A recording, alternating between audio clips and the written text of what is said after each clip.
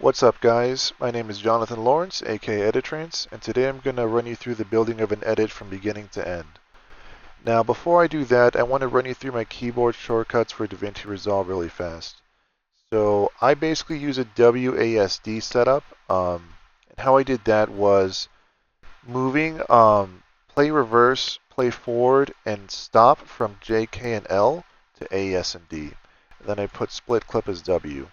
Um, that is the basis of what I will eventually show you became um, pretty involved remap of some of the base shortcuts for DaVinci Resolve. So let's run you through how this works. A and D will move you left and right on the timeline like this. That's a scrub left and a scrub right. S will stop you. This to me is super comfortable. My hand is all the way on the left side of the keyboard. If you're a gamer, this is already very natural to you. And you can just get used to this instead of having your hand in the middle of the keyboard over J, K, and L doing the exact same thing. Now, W is split clip, and I use this a lot. So when some editors split a clip, they actually grab this blade tool right here. They split the clip, and then they do this, and then click again, and then click this tool, and move the clip out. Now what's actually a lot faster is using hotkeys to do this. So again, I'll just hit W, W, and then move that out. You want to be careful not to split the clip under this, so it's W, click W, out. Control Z to undo. I use this all the time. Sometimes you do want to split everything, and just split everything with one button press. What I usually do though is just select the clip, split it, and then move it.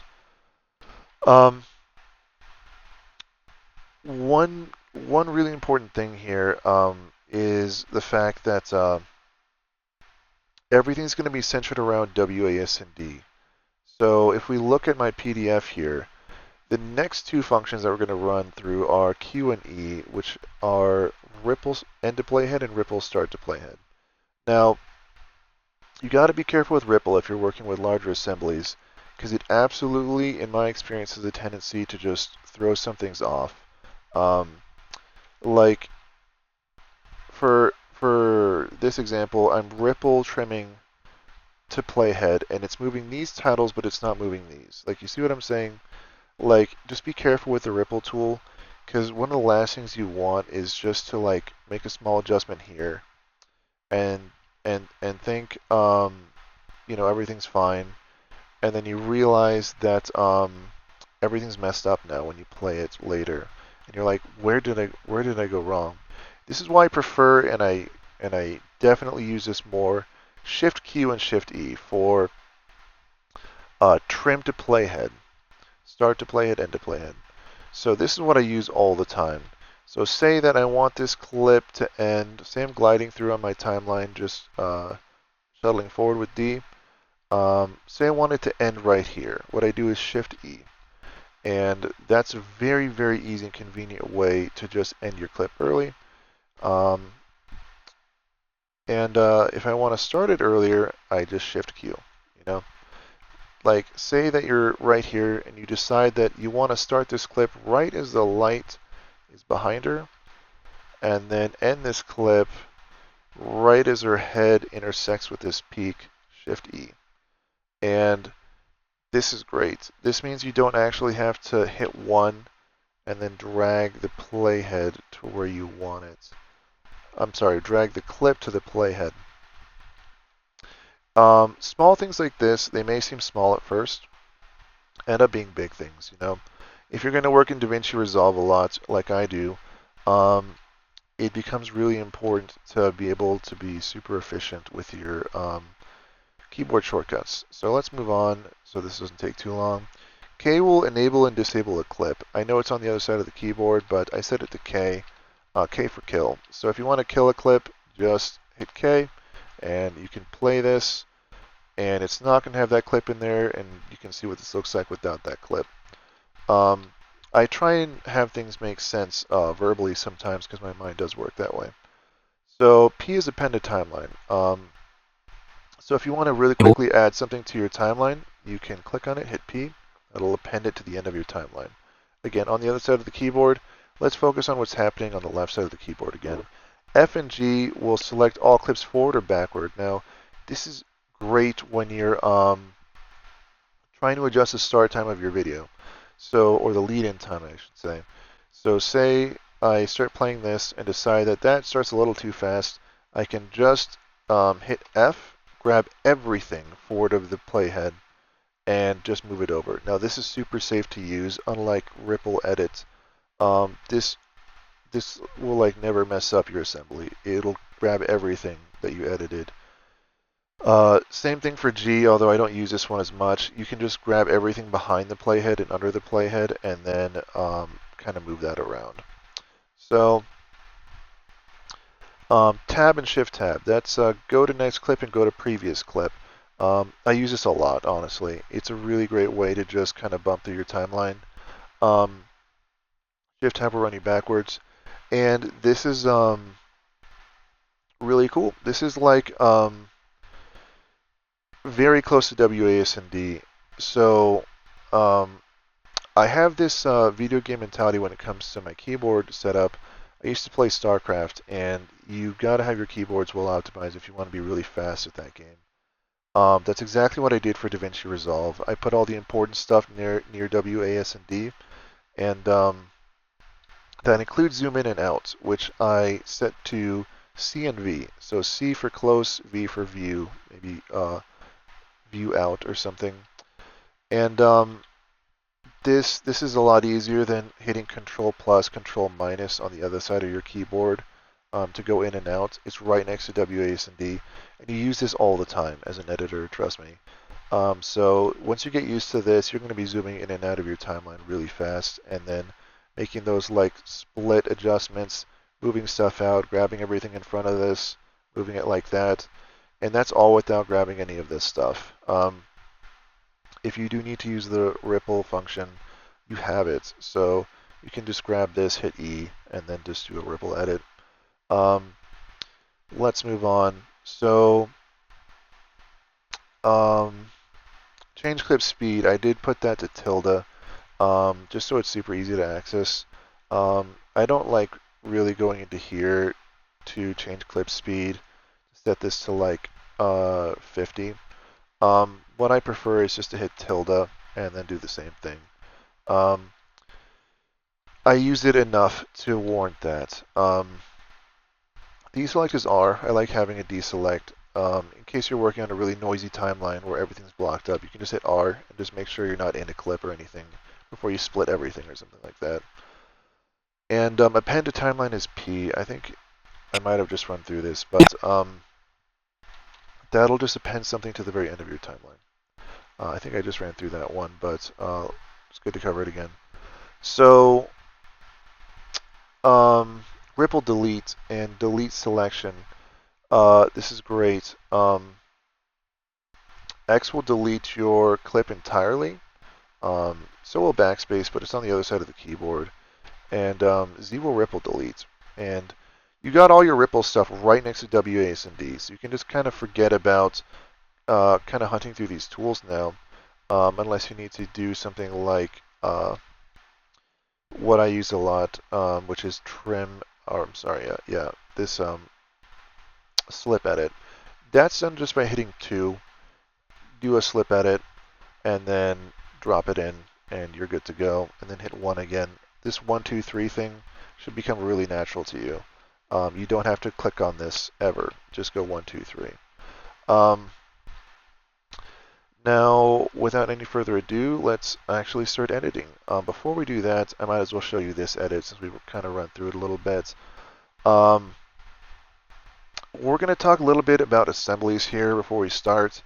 I don't consider this a very complex assembly. If you've seen what happens in Avid and Hollywood Productions, you will know what a complex assembly is. This is just good for YouTube. I like to keep things simple.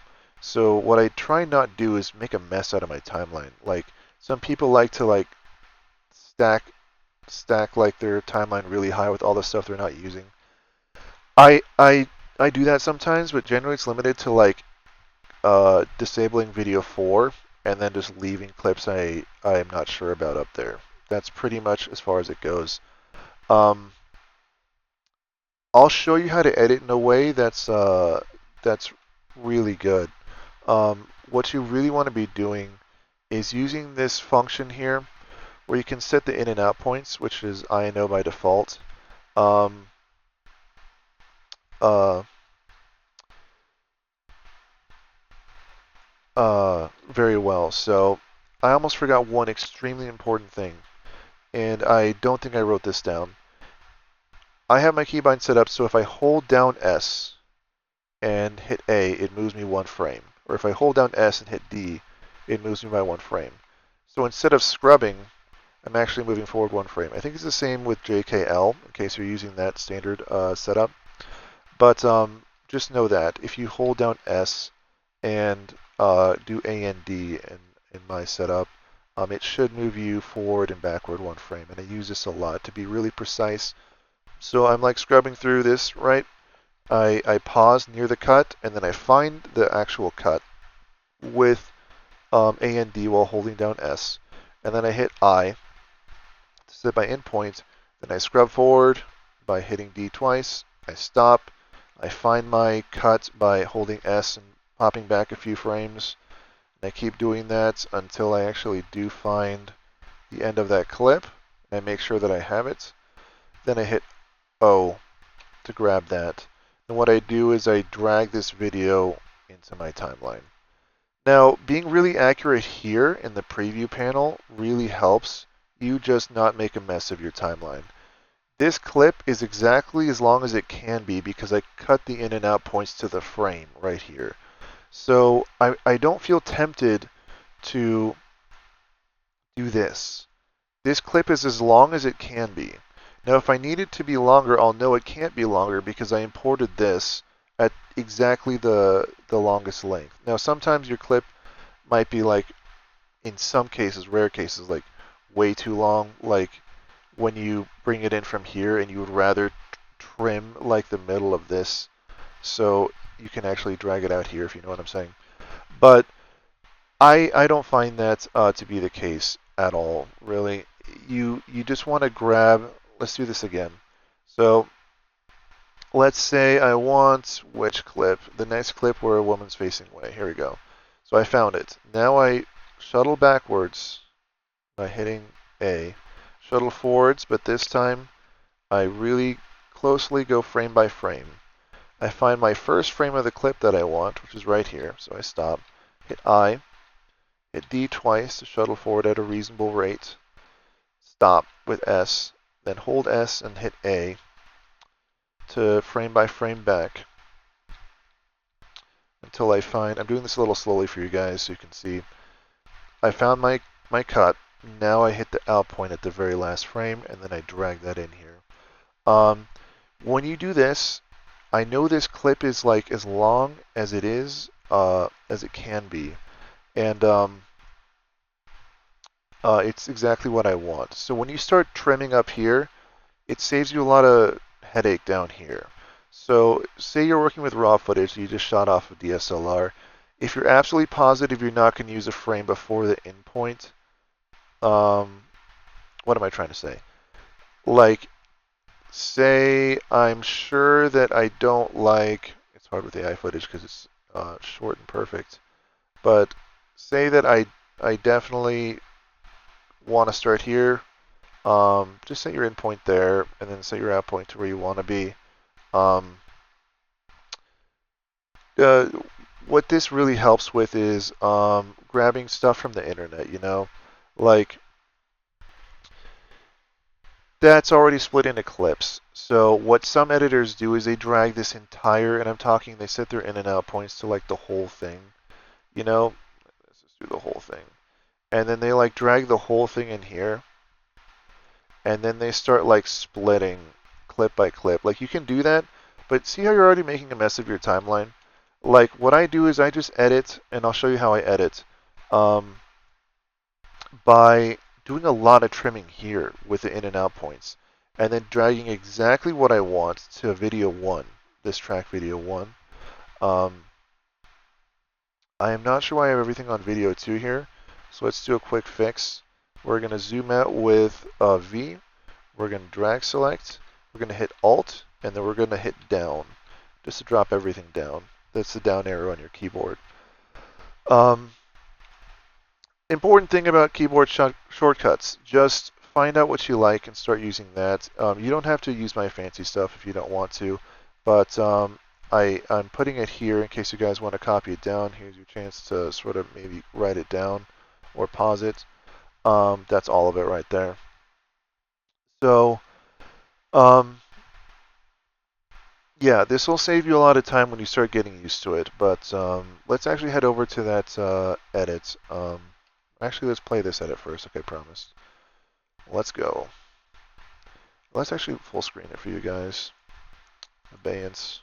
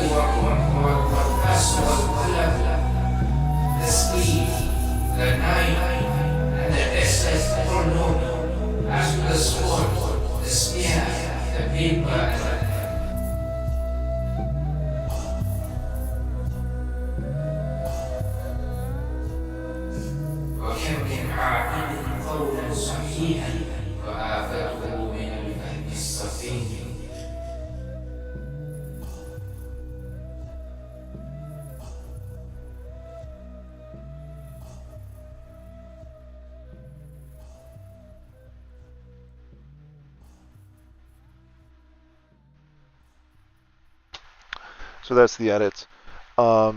Just wanted to show you guys that since we were scrubbing through it so much. But again, just to wrap up the keyboard shortcuts thing, really quickly for you guys. A and D, scrub left and right.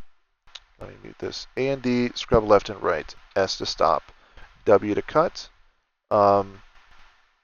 E and Q to ripple trim. To playhead. That's Q. I'm sorry, that's E and Q.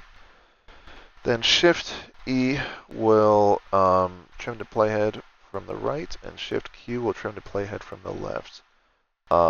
Those are the basics, you know. So let's actually move over to building an edit right now. So what I do is I hit Shift 1 whenever I want to create something new, and hit New Project. What's my naming scheme?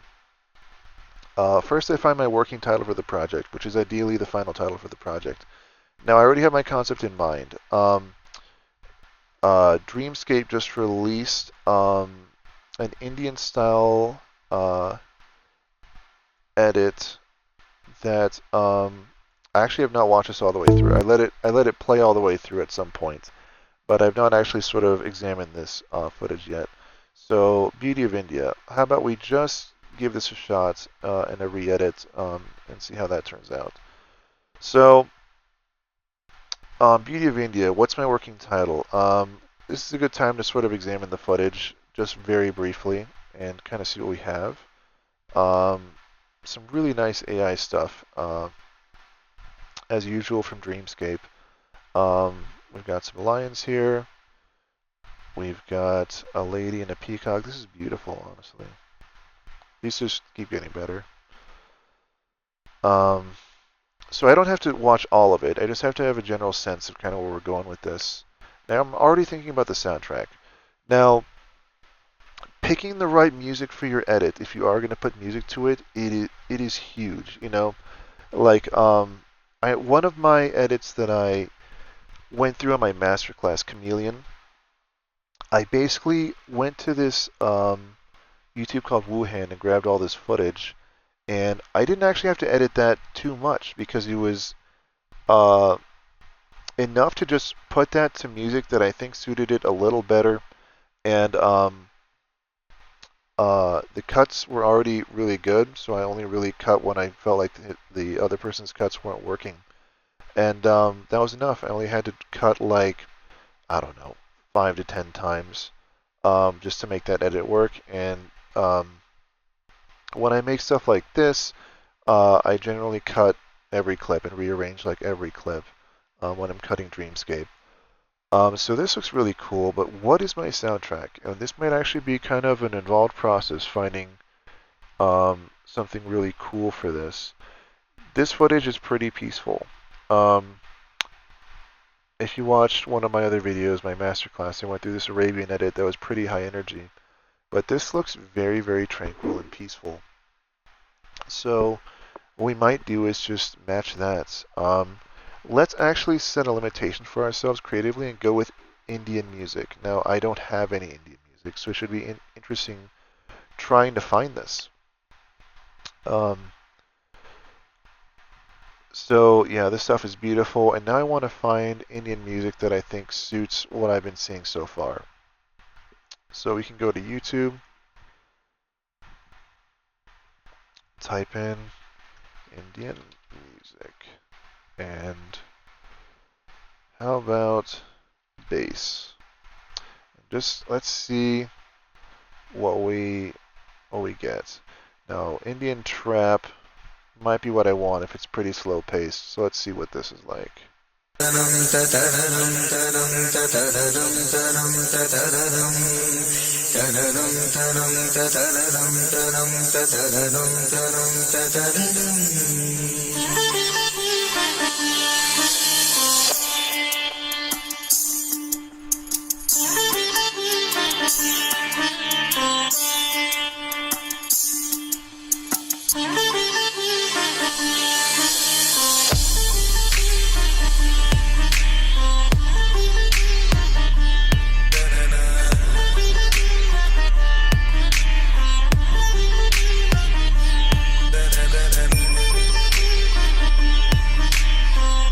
I actually really like that. I think we found our track already. You may not be able to find your music this fast, so let's see what we can do here. We can go to YouTube MP3, and I pick the first one and do this. Now I'm well aware this is guerrilla editing, okay? But this is what I do. In case you want to know how I do what I do, I'm going to be transparent about it, just so you guys can maybe try it yourself. Wait for this to convert.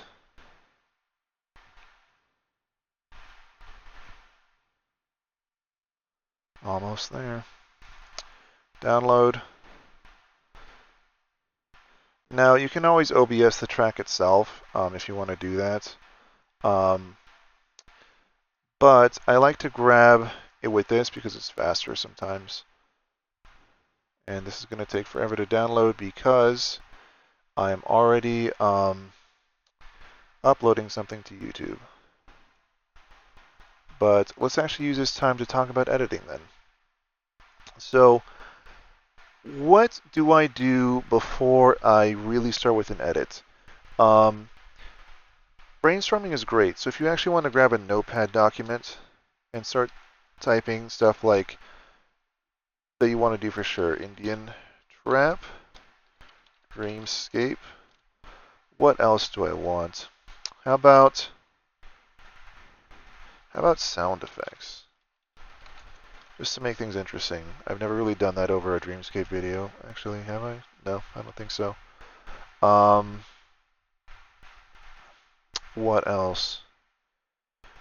I might not be able to establish a narrative here. But that's okay. We're just going to kind of show you how I go through one of these basic edits. These are kind of the ideas I have for now. Now, I want to again restate that music selection is so huge as an editor. Like, it can make or break your edit. And it can take a good edit from a great edit to just replace the track.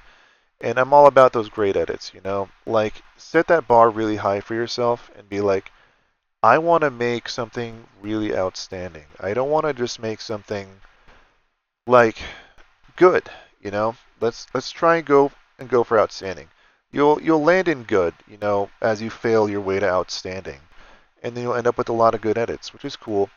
But don't just settle, you know? This is art, and people don't really want to watch art that's made by people who are settling all the time. To me, that's the boring kind of art.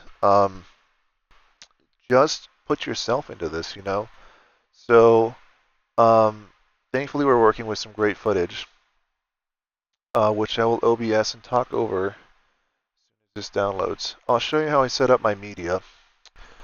So, I have a folder for DaVinci Resolve. Get used to your Windows shortcuts. Control-Shift-N, new folder. I'll title this GMV. And what is my working title for this? India, some clever Indian thing. Let's see. What is a clever Indian thing?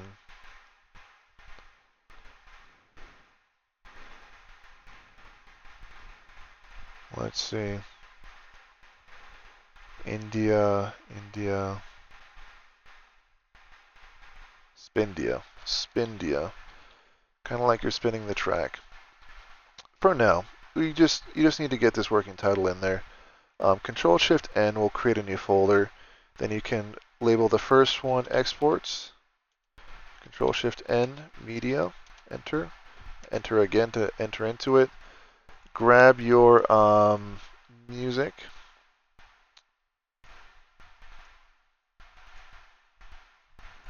And okay, so I had to do a little bit of troubleshooting, but I have my media folder back now. It disappeared on me for a little bit.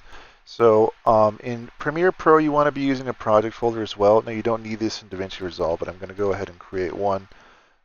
This is where you keep all your project files. Your media should go in your media folder, and your exports should go in your exports folder. This is just a really simple way I found to organize this stuff. Make sure that this project folder is on a separate drive if possible, maybe like a large drive. It helps out. And yeah, we're good to go for this edit as far as the music goes. So now we just want to grab all this footage. Let's see here. So what I do is OBS is already running. So I'm actually just going to OBS. This is going to be interesting. This. I'm not even going to record the music, okay? Let's just full screen this, and I'll just talk about this footage that we're watching. Now, OBSing your footage is a great time to just do the first review of your footage, so to see what you're working with. So we have Indian women, mainly, from what I can tell so far, and animals. So this footage is very exotic, you know? That's what I want with this Indian trap music. Let's keep the music exotic as well. and see what we can do with this, really. Um, I like to edit pretty aggressively. This is going to be a slower edit, so this should be interesting, seeing how that plays out. What are we looking for when we review footage? Sharpness. As a photographer, I'm always looking for this. Is your image sharp? Are these images sharp? And the answer is yes. We have a focus pull right there. But this is pretty sharp. Now, this is looking pretty soft to me. I actually have to stop here. This is actually looking pretty soft. This is in focus, and this is not. This seems more in focus than this. And when you're filmmaking for a long time, or you're doing photography for a long time, you're going to develop this skill of just seeing when things are out of focus. Um, no, this is AI. It may not be the quote-unquote lens that's doing this. It may just be this face is sort of under-rendered or something. But let's go ahead and grab it anyway. Uh, you want to be looking to see if you have things like shot variety, and you want to make sure that you have a theme. Maybe if you're collecting footage, you're thinking, what's my theme? And already this is very well themed. This is Dreamscape. So Dreamscape already themes their videos before the upload, so that's great. This is great footage. These shots actually look amazing. It's going to be fun to work with this. Um, Now, we may actually run through an edit that's more challenging than just editing AI footage, but let's actually just start with this AI stuff and see how that goes. And I'm still getting used to making these style of videos where I talk. I usually don't talk while I edit and do all this stuff. So bear with me. I'm still getting used to doing that.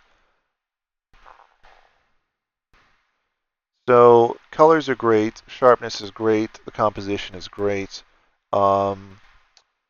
The subject matter is interesting. And we're pretty much all set to make an edit out of this. Um, the theme, I'll come back to this. The theme is actually really important. So you got to be looking for what strings your footage together. Like if you just had all these random clips, where's your edit? You don't have one. You have to build it in your head first and think, what's my concept? Always return to this. What is my concept? My concept is I want to make an exotic Indian edit that really draws you in and transports you, really, to, in this case, India. That's what we have to work with, so my concept's going to match that. And, when you get an idea for something, it's usually a lot of things happening at once. Maybe you're listening to Indian music and you thought you're going to look up some Indian footage and you found some Indian AI footage instead, and you decided, you know what, this could be a cool edit. Like, you just never know sometimes where inspiration can come from. But that's one of the cool things about filmmaking. Yeah, this is looking very exotic. This is cool.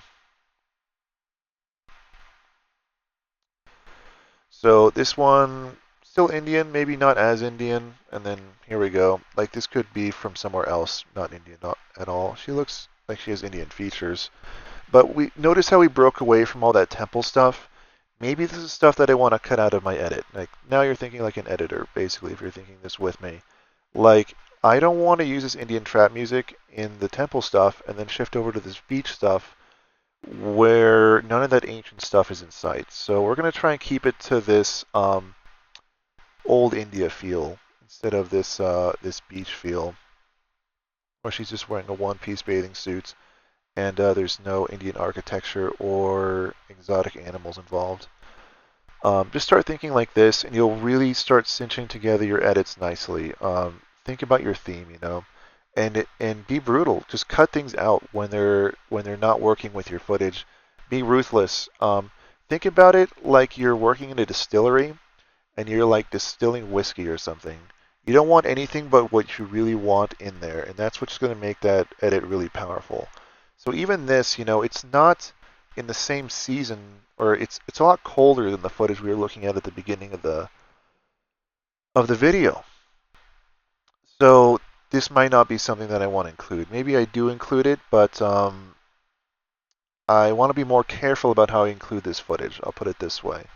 I don't want to just think that this is exactly the same as the footage that we saw at the beginning, because now there's snow, it's cold, and it seems like it's happening like more like in northern India or maybe Nepal, and this is not very like the footage we saw at the very beginning. So we've already shifted our theme like twice here. We went to a beach, and now we're here in the snow with modern clothes. Like things, you're gonna have to pull things together as an editor, and you're gonna have to throw things out and be like, I don't want this.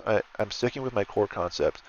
So let's stick with our core concept. Even though there's a lot of this footage coming in, we still want to go with um, traditional Indian, old India, old architecture, temple stuff, um, trap music. Those are some of our core ideas, and we're just going to stick with those. So I don't think I'm going to use any of this, but I will record it just in case I find some reason to. Now, if you do find a tonal shift like this and you do want to use it, maybe this is a good time to change the music, and just have a change in the music accompany a change in this. So maybe we can go from old India to new India and do it like that. This is not technically new India. This is just like an Indian woman in the snow in modern clothing. Yeah, it looks like all the good stuff came at the beginning. So this might be a pretty small edit, but let's see what we can do here. I'm going to have to hop out of OBS to grab this footage, but just bear with me for a second. All right, I'm back. So what I'm going to do is create this new project. Shift 1 is what brings this up. Hit new project. Now, what's my naming scheme? We have the working title, which is Spindia. And I always just save a project that's just the working title as like my base project file. This we never touch. Unless we want to start everything over again, we're just never going to touch this. We're immediately going to Control-Shift-S and create V0, which stands for version 0. V0 is our import version. So what I'm going to do here is just import what we just captured from OBS. And, oh, I know why this is happening. I'm still recording in OBS.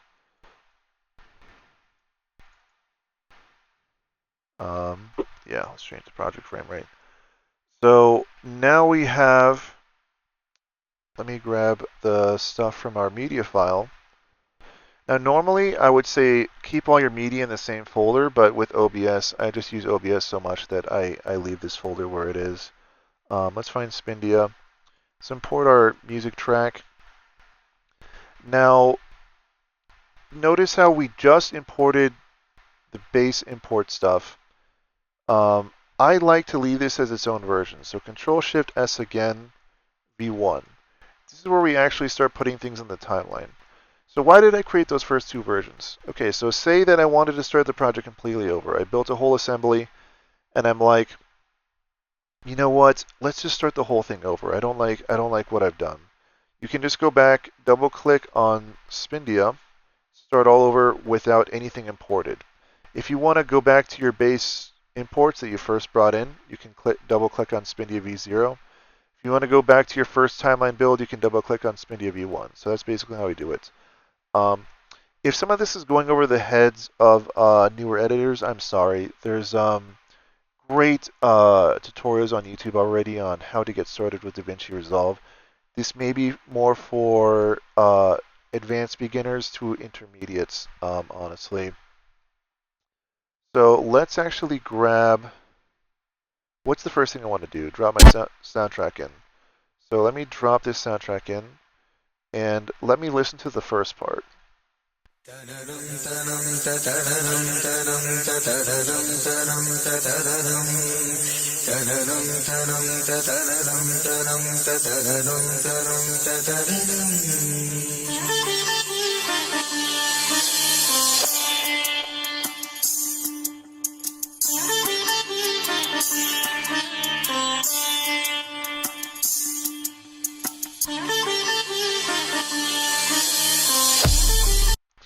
So there's a beat drop here.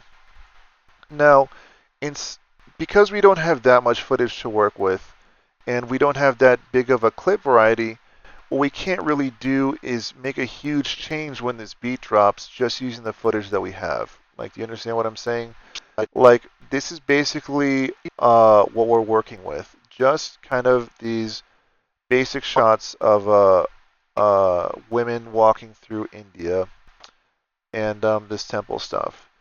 So how do we make this interesting? We find another clip that's actually going to work for this beginning part and use that as a build-up to the beat drop, which will then be this stuff. So let's go in here and try and find India slow motion. Maybe a shot that can occupy, maybe one shot that can occupy all of that time. India 4K, this might be it. Except it needs to be AI to match this AI stuff. So let's see if we can do more Indian AI. Now, it's actually getting really hard to find, like, right now it's really hard to find, like, AI channels on YouTube. It's more like people talking about AI. AI presenter. Namaste. This might actually work. You know what? How about we roll with this? I'll show you how easy it is to be creative as an editor when you know what you're doing. So let's say I have to roll with this. Like I don't have a director standing over my shoulder, but let's just pick this and roll with it. So let's record this. Let's see here. So I'll play.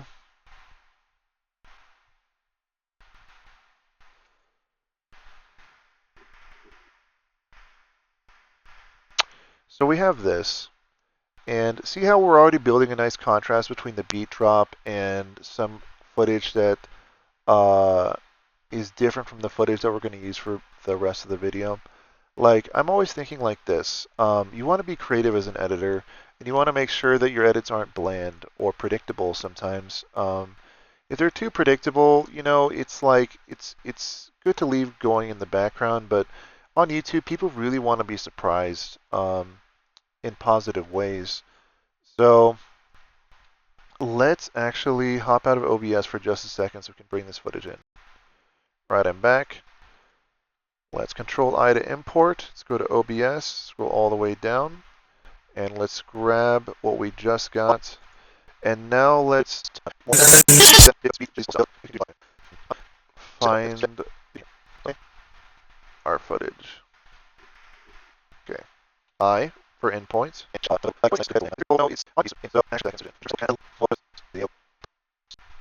O for outpoint. And I do like to select the very last usable frame. Watch this. We're almost there. Okay, so I literally cut exactly to the last usable frame, out points, right there. I want to make sure that the clip that I bring into DaVinci Resolve is as long as it can possibly be, you know? We'll cut it from here, but this is how you keep your timeline clean. What you don't do is drag this whole thing into your timeline, you know? And then start cutting it here and trimming it down. Trim it here, you know? And then drag it in here. And I notice how I drag just the video by dragging this instead of dragging the whole clip in and having audio that I'm going to delete later. Like, I just drag the video. You can just drag the audio as well if you ever need to do that. But I just drag the video. That keeps it super clean. Now we're going to see if this lasts the beat drop. So let's see how our edit's looking right now.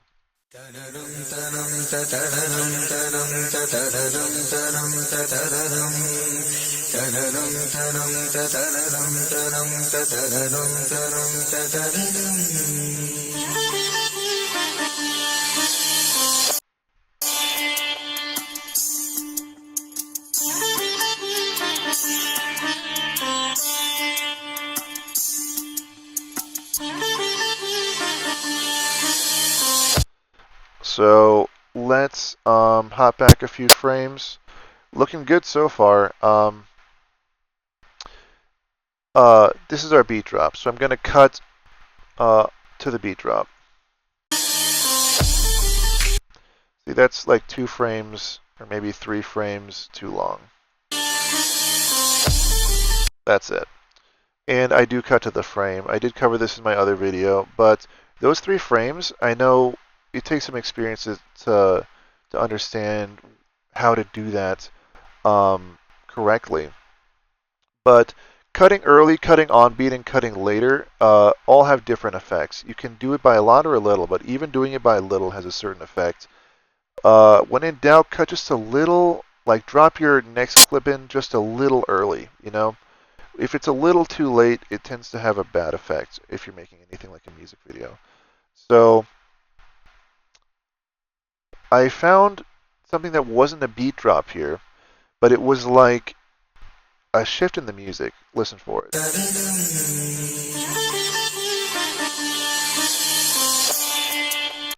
Now I actually stopped here instinctively using the S key when I was running through this before. You may have thought that was lag, but that was actually me realizing that this needs something there.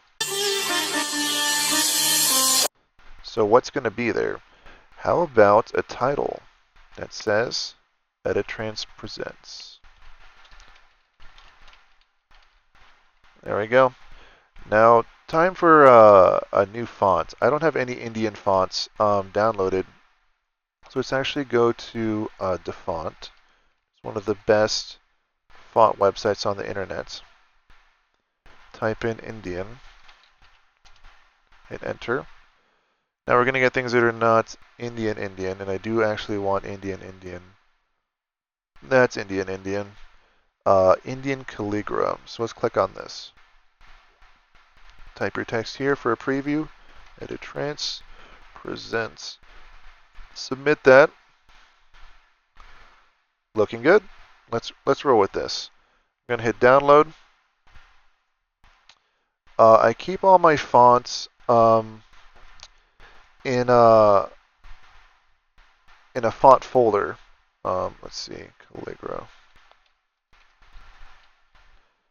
So let me actually cut all this. Go to my fonts folder. Hit new folder. Calligra. I just created a folder called Calligra. I'm going to drop my font files right in here. Why do this? I don't know. This takes some time to set up, but look at all these fonts, right? If you want some good fonts, I don't know if I'll ever make these available for download myself, but you can see just how many fonts I've downloaded over the years doing this. So let me just install the one that I want, and let's not go crazy. This is one reason why I have a fonts folder, so if I ever need to go back and install more, I can just go find Calligra and see if there's a bold version. But what I don't want to do is install too many fonts, you know. Let's hit install. Sometimes it's not that less is more, it's just that you really don't want to get bogged down. Like when you import every kind of starter template to DaVinci Resolve without using any of them, it's just, be careful when you do stuff like that. It can sort of bog you down and have you questioning what the system came with or whatever. So let's actually save this as the first version. Control S. So this just saved as V1. Now we're going to save as V2, and we're going to hop back into V2.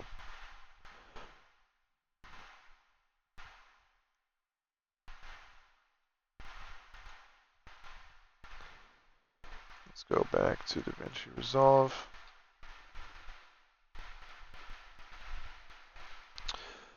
Now, what's important here is that we keep the project clean. So again, I have a folder called DaVinci Resolve on an external, not an external hard drive, a separate hard drive, and that's where I have every single project folder I've ever made for DaVinci Resolve, and we're working off of one called, where is this? Spindia, which again should technically only have 2 folders since we're working in DaVinci Resolve, but if you're working in Premiere Pro, you're going to need 3.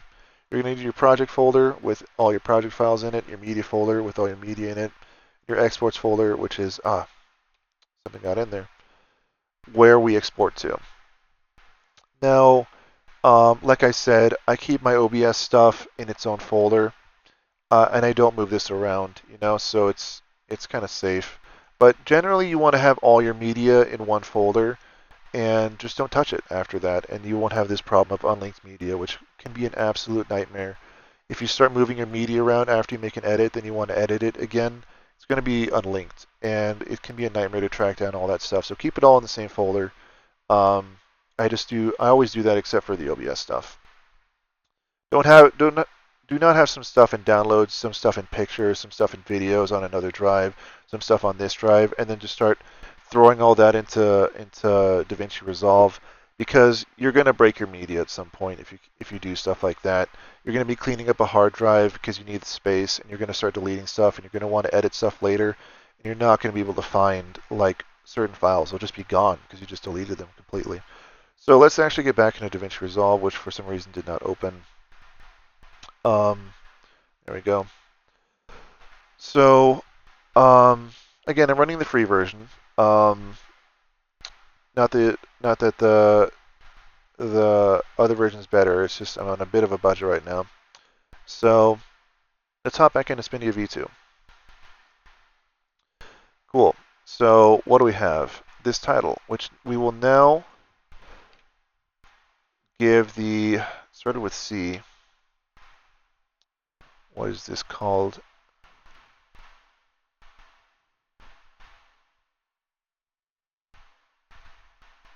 Okay, let's actually go back to our downloads. Fonts. Calligra treatment. Let's give this the Calligra treatment. I did install this, didn't I? Doesn't look like this installed. Let's try and install it one more time. Maybe I messed up. Fonts, Calligra, install. Just replace it. Okay.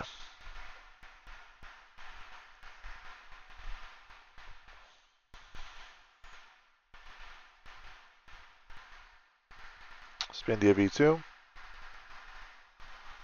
Let's find Calligra in here.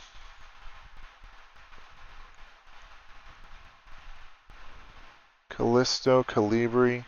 I don't see Calligra, which means it must have downloaded with some weird name.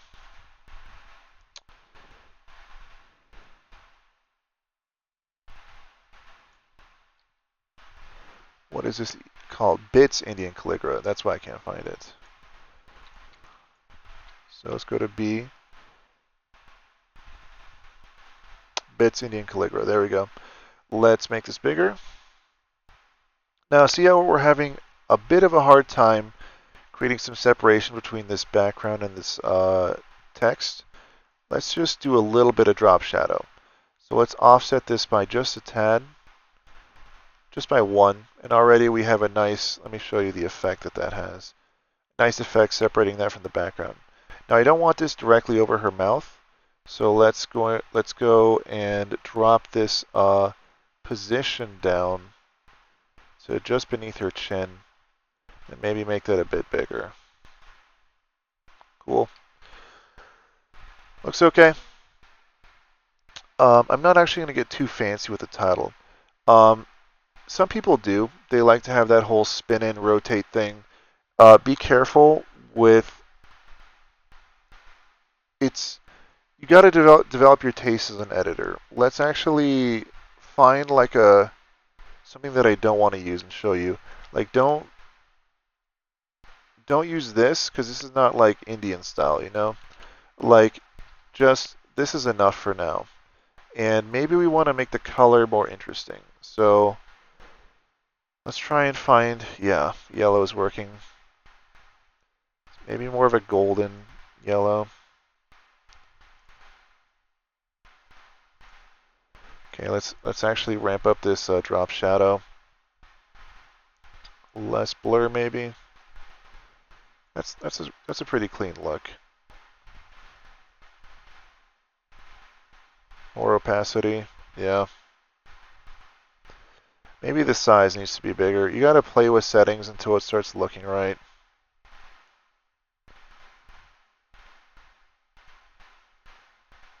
Let's do this.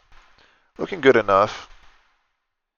It doesn't look like the best title, but that honestly suits this sort of news look.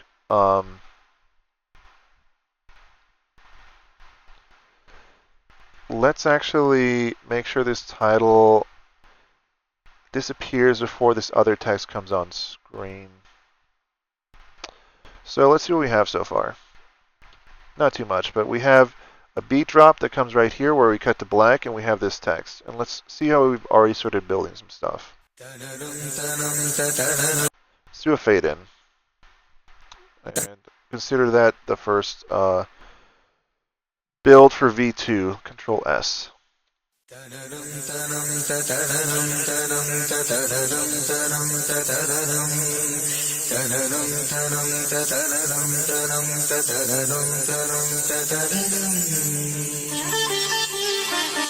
Now that's a lot of time that we spend just watching her talk and just having the music come in. It feels like something else should be happening here. So let's hold Alt, click on this, and drag it over to duplicate this title. See if we can't write something else here. What could we write? Something in a different font, maybe. Maybe in like a news font. This is more like a news font, Bauhaus. Let's change the color back to white.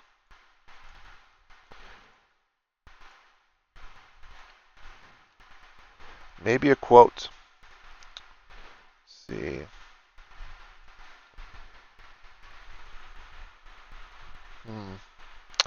What quote would this be? Let's pick a poet from India, Kabir. Quotes. Quotes by Kabir.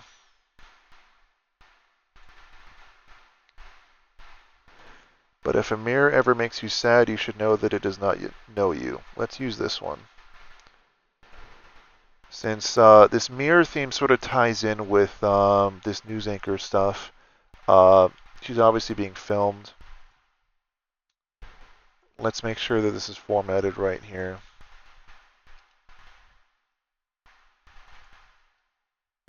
So try and follow along with me creatively. Like, I'm just making sort of,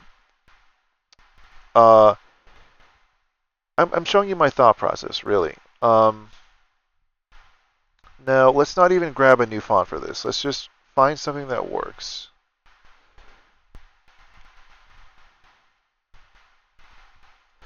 This works. But I think I do want an animation for this title. So let's see if we can't find something that works for this. Scroll title probably works better than this. So let's copy paste this over to the scroll title. And let's keep the font Bodoni. Font B.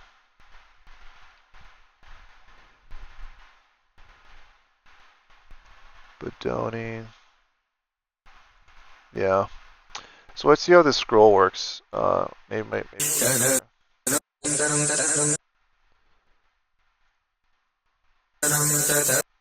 make this a really slow scroll.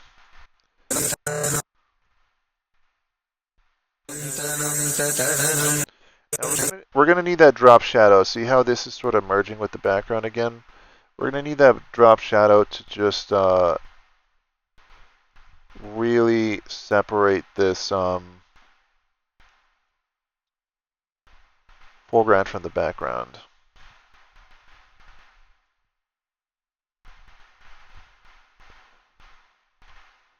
Maybe the color needs to be different. Maybe we can use the same color we used here. Let me copy the HTML code, Control C, Control V. Now, I've talked about lo-fi edits before. Like, things that are sort of deliberately not good looking being good looking anyway. Like, if you start getting it right, you don't need to get it perfect sometimes to have it actually be working. I really wish this white text wasn't here. So to deal with this problem, we're actually going to do a zoom in.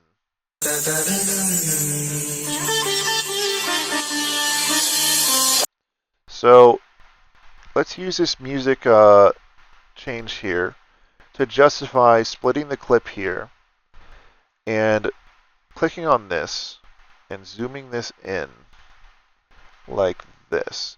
So now we've gotten rid of all that text. We did pixelate our image, but I just talked about that lo-fi thing being okay. So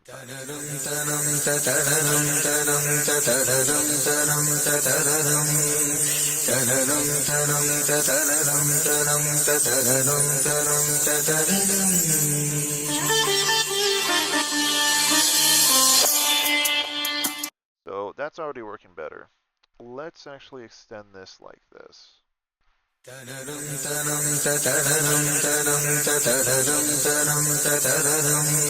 Notice how I really love keeping the audience's attention.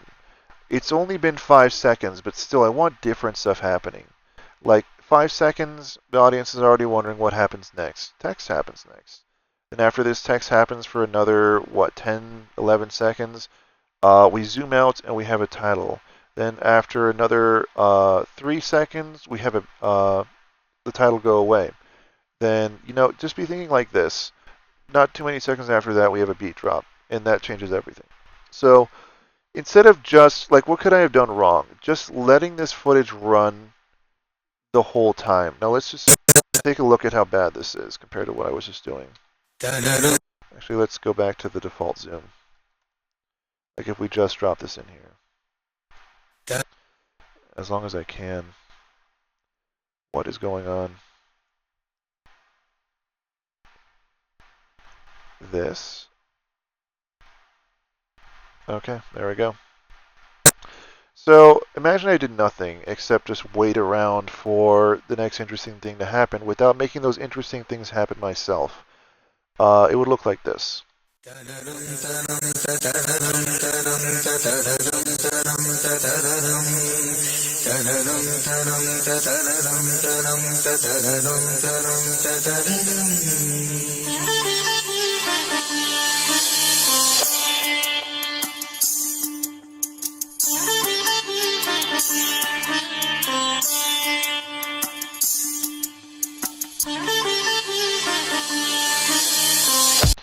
See how boring that is? Unless it's like a really meditative track, just don't let it be that boring.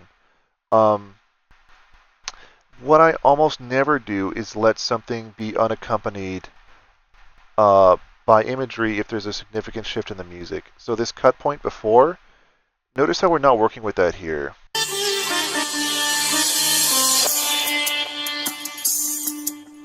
That to me is so bad. That's really bad editing. This happens a lot on YouTube where editors just won't edit. They'll just let these changes in the music happen without accompanying it with a change in the imagery. Sometimes this happens, but sometimes it really doesn't need to happen, like right here. Just edit, So a lot of amateur editors, if we went on Indian YouTube, might be doing something like this. They just put their favorite track over their favorite news anchor and just let it play. And they don't really edit. So I'm here to teach you how to edit. This is Editrance. So let's delete this. We've already got stuff happening here. Watch this.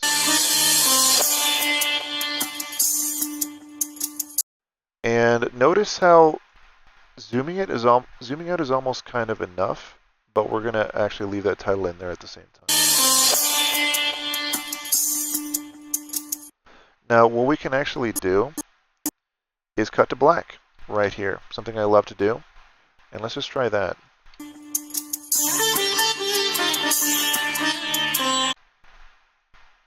And cut back in, except this time there's text.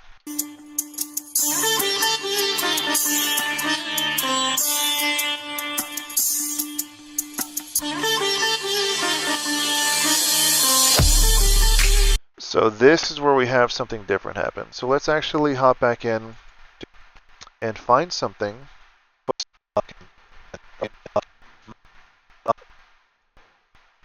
Cool. Let's actually just click through this. This is a really cool shot.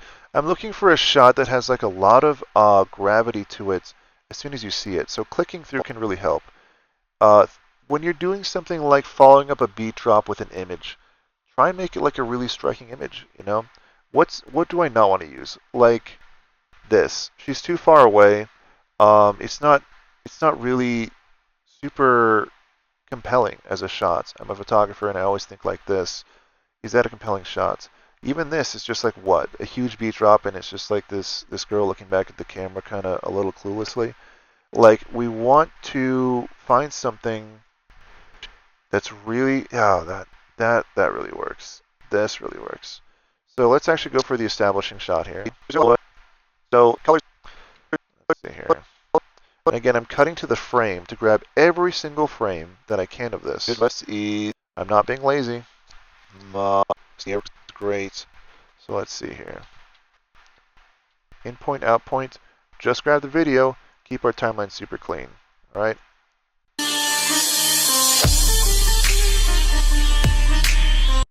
Now I'm going to stop because I feel the music changing.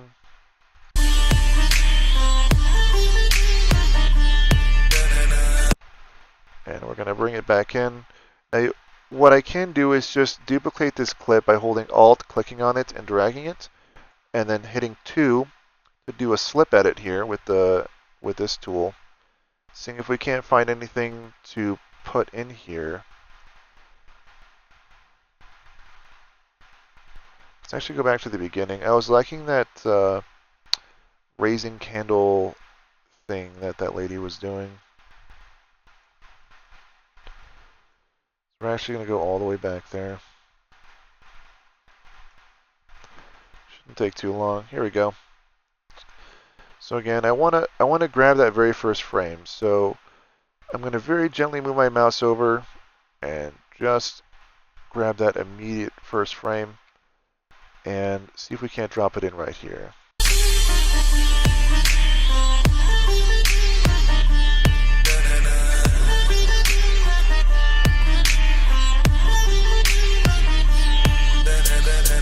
So I'm stopping here because I sense that the beat's about to shift again. This is a good time to hold Alt, click on this, drag it out, and do this again.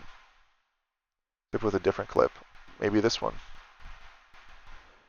Let's actually land this on the last frame.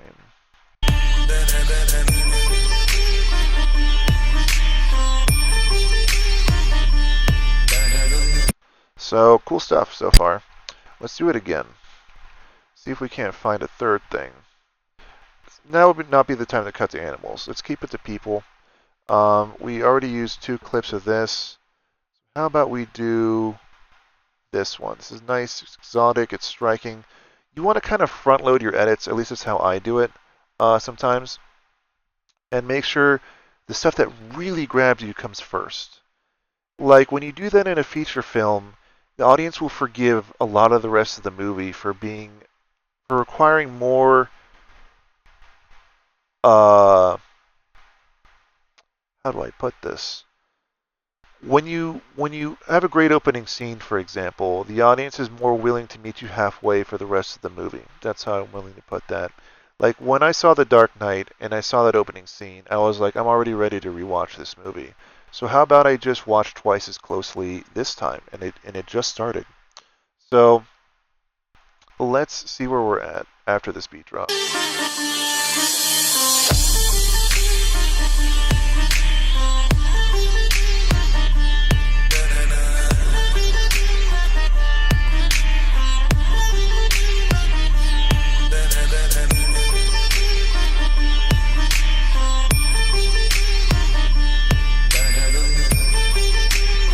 Now this came in a little late. Let's nudge it over with the left and right chevron keys. I'm going to nudge it left by 3 frames. 1, 2, 3. Let's actually do 5, 4, 5.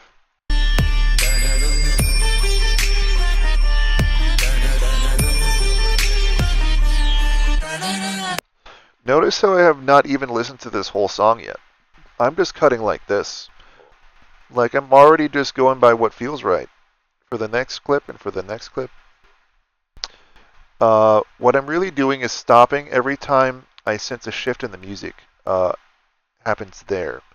So I'm like listening, like if I were just listening and there was no waveform, I would still know to hit stop because I sense that it's not a beat drop, but you know something's changing in the music. So let's see that.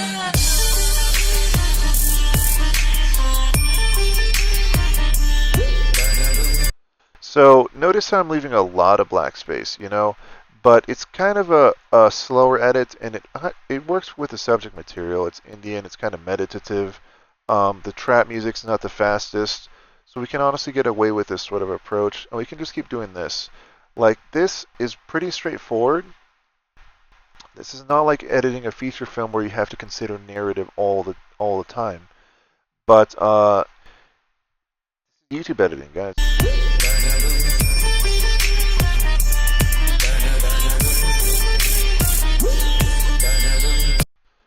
So let's drag this out, slip at it again. Let's find something really cool. I'm not finding this shot too exciting. This is cool. So let's do this.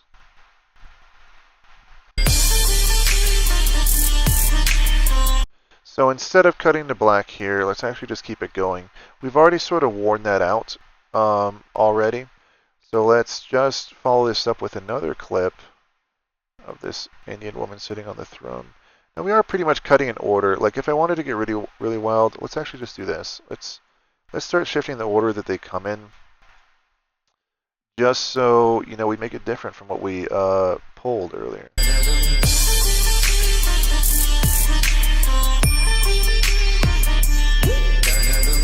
Makes more sense to me anyway. So we can leave a small black space here as we come right back in on that beat.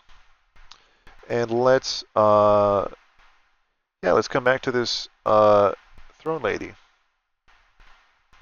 So let's try this out. Throne lady, something that's not throne lady again. That works.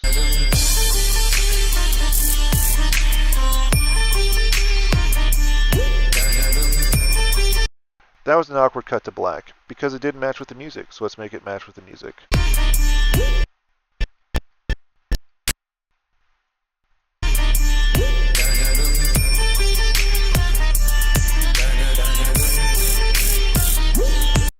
So what do I want to end on?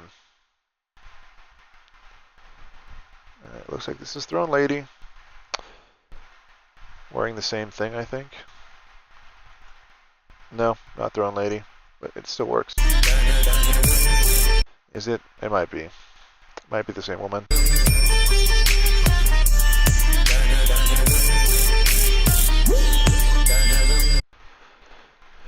Okay, let's continue moving on. Do we want to use animals at all? Maybe not, you know. It's working perfectly well like this. Now it's not. You know why? Because the beat changed. What are we going to shift up now that the song really changed tempo? This is where we put in the animals. So let's actually go and see if we can't find some. You do want to accompany, maybe just buildings is fine, you know?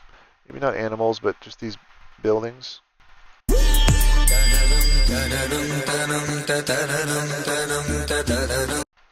So let's have something else that's not people.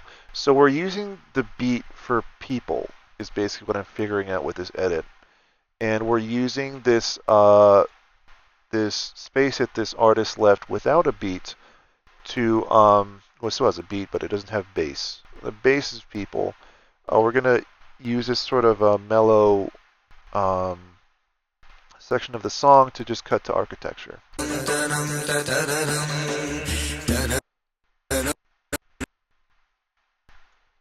See if we can't do that again.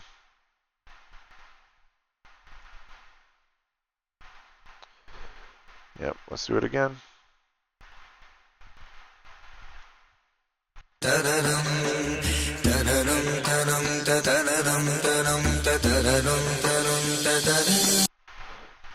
that can actually last this long.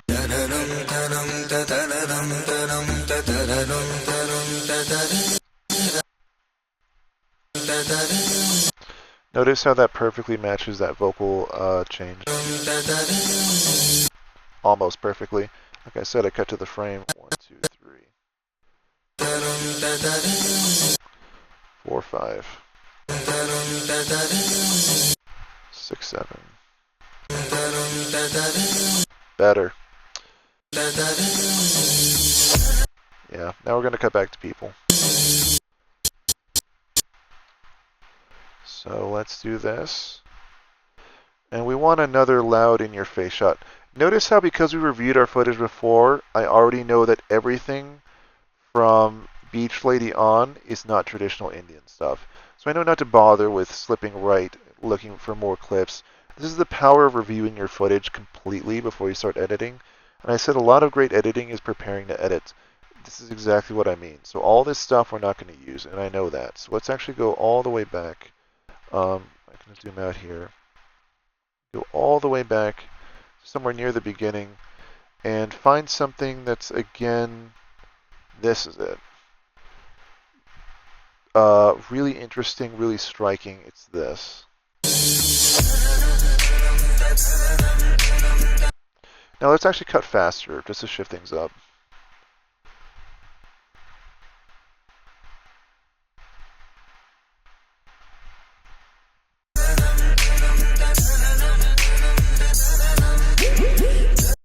Perfect.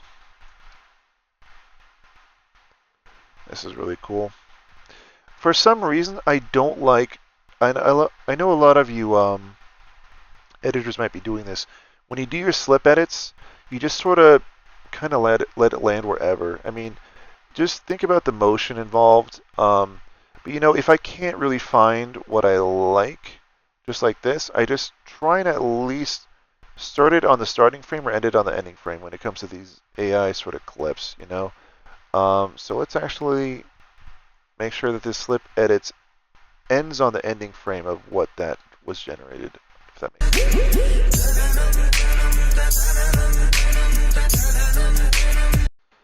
Let's do that again. Like again, I could just sort of you know, drop my slip edit in right there because I don't care. So I'll just do it. I know some of you do that anyway.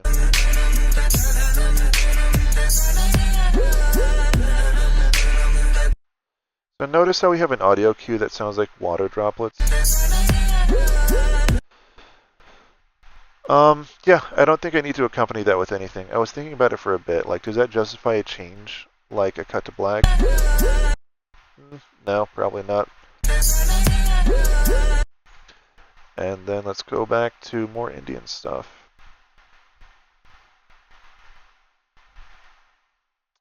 Cut this out of order just so we change things up from what the original artist did with this generative gallery. Shout out to Generative Gallery, by the way. Awesome stuff. So, the Generative Gallery is what the channel name is called. Oh, sorry, Dreamscape. Dreamscape is the artist. My bad.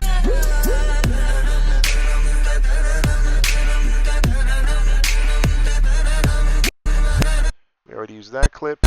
Try not to reuse clips, like ever, unless you're doing it with a strong artistic intent. Like if we open with this, closing with this might be good, but just having it again really sucks. Like, don't do that, you know? And I am also not a fan of YouTube videos that just take an assembly and loop it forever, unless, you know, it's really meant to be like some sort of like meditative wallpaper or something. Just end it, you know, and call that your edit. Like, that's what I do.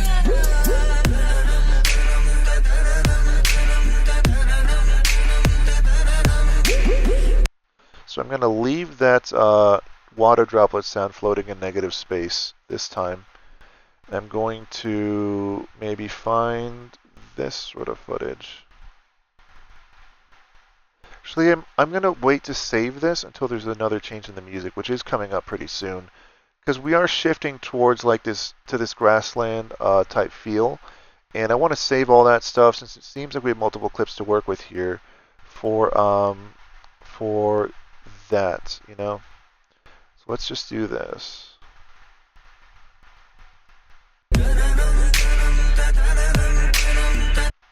Let's cut here, slip edit to the next one.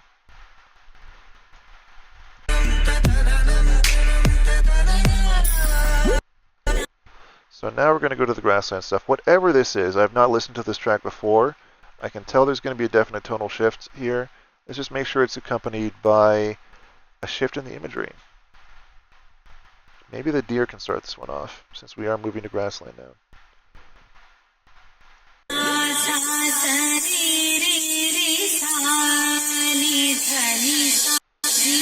See, avoid this sort of stuff, where the imagery changes but it doesn't match the music, and it changes quite dramatically. We're introducing a person again.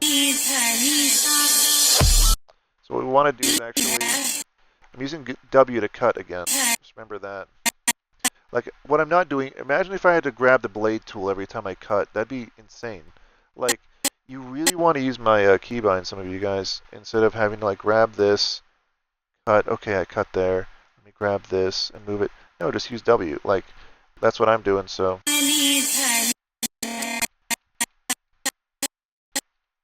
There you go. And then it's done.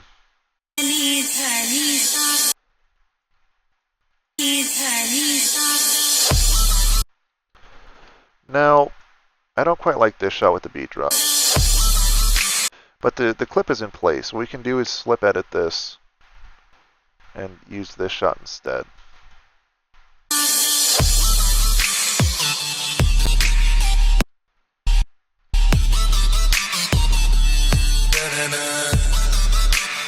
Now, if you have been editing to the beat for quite some time, you can just shake it up and not.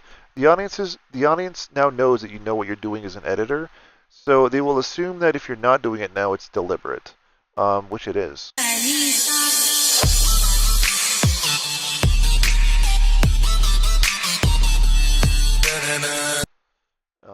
Yeah.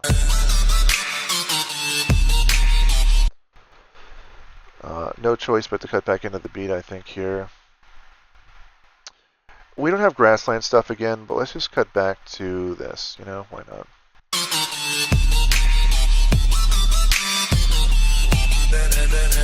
Actually, let's do this. Actually, let's, what can we do here? Drop in something else. A lot of editing is intuitive. You really got to edit a lot to sort of find out kind of what works and what doesn't work in your own mind. And the better of an editor you become, the more the audience is going to feel this connection with you as a person. Like, so this is what he imagined.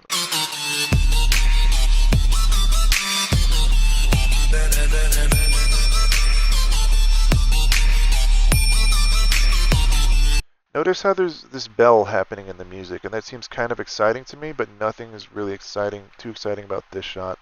Let's see if we can't find something from before that justifies this chime. Now, normally a shot like this would have been perfect. Like, imagine the chime happening with this sort of metallic object in the frame. It's actually so perfect that we're going to... No, we're actually not going to mess up what came before. I don't want to overcomplicate this one, but if you were going to really take your time on this, you're going to be thinking about stuff like this. Chime, maybe all these people walking around. Oh, come on, where is it? Here it is.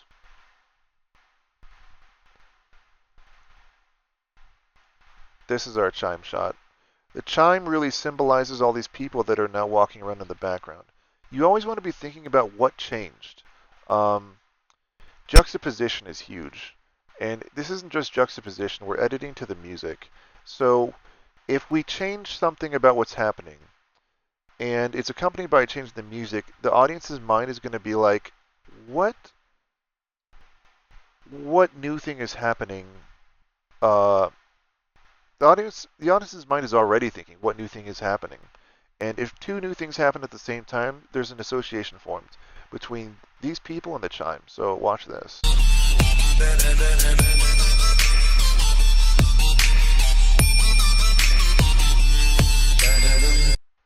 Now, I don't want to cut back to this, but it would have been good if I didn't use it before.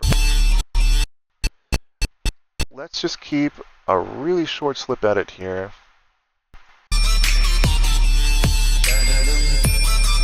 And let's make this something else. Go back to that river stuff that we weren't using that I thought was uninteresting.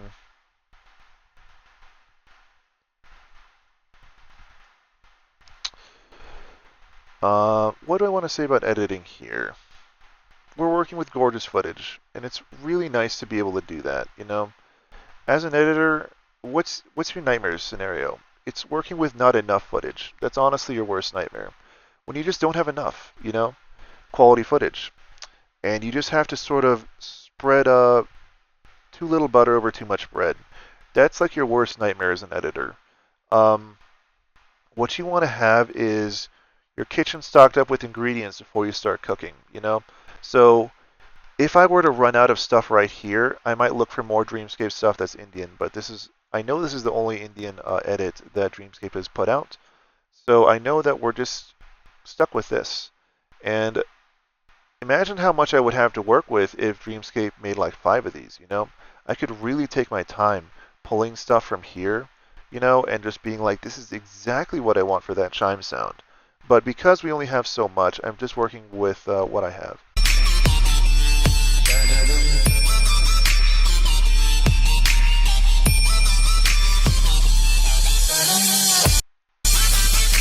Notice how we have like a huge shift here? I really want it to be accompanied by something.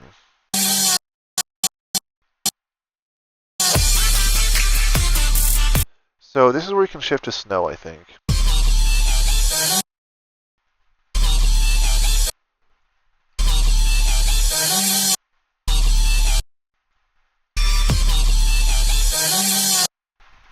So let's actually make use of this snow footage. Looks like Nepal to me. But, like, look, we have a panther we're not even using. That's how good our edit is so far. We're not even going to use the panther. We shift to the mountains. So how about an establishing shot of the mountains first? To show everybody we've changed location to match the change in the music.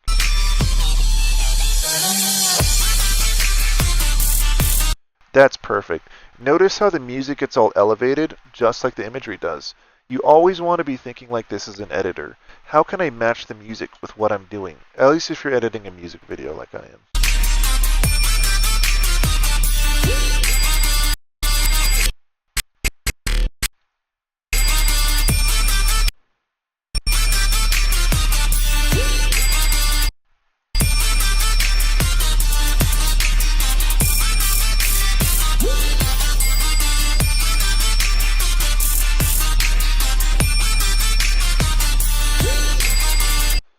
That so much. Let's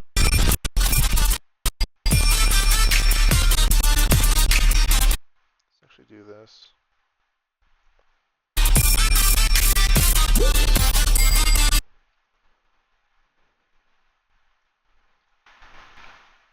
Slip edit here. This is great. This is great. Let's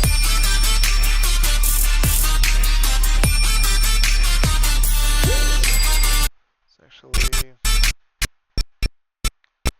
do that.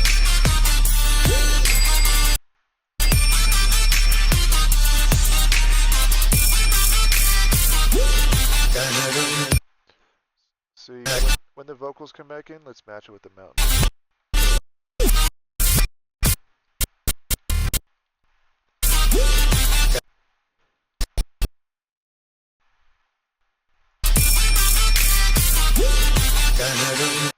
Yeah, that's working. Keep it really short. And let me show you these keybinds in action.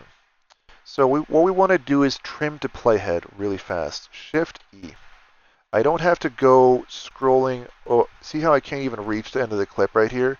I don't have to when I have this keyboard shortcut. Shift E. There you go. So now the music's going psycho. Let's introduce this beautiful woman.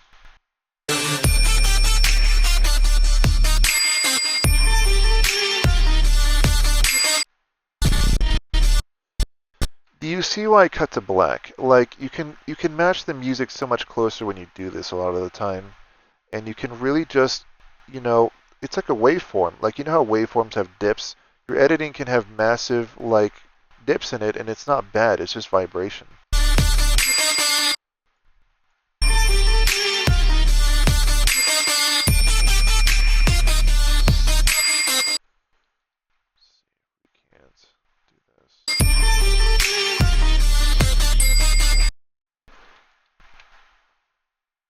Now, I would suppose ideally this is real footage, right? AI is there because we can't always get this footage. I guess that's one of the reasons it's there.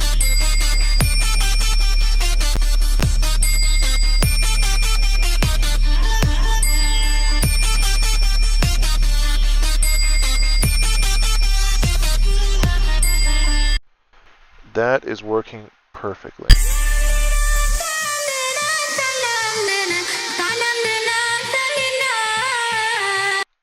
Except we ran out of footage. Look at how long this song is. This goes on forever. So how about we end it right here?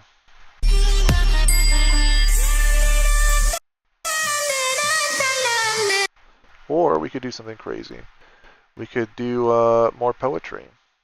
So it's actually Alt-drag this title.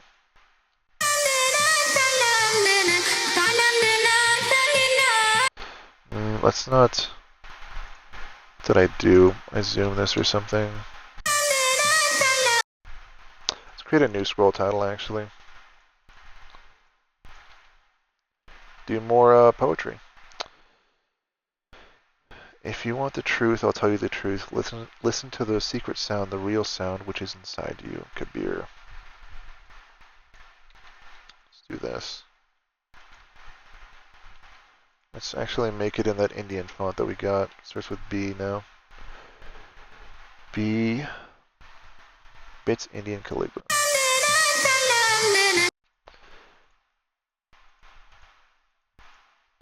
Let's actually not make it a scroll.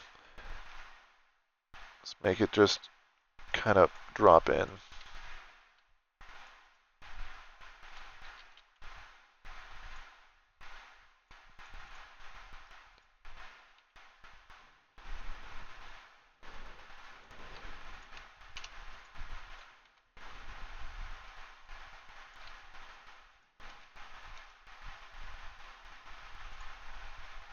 Take the size down.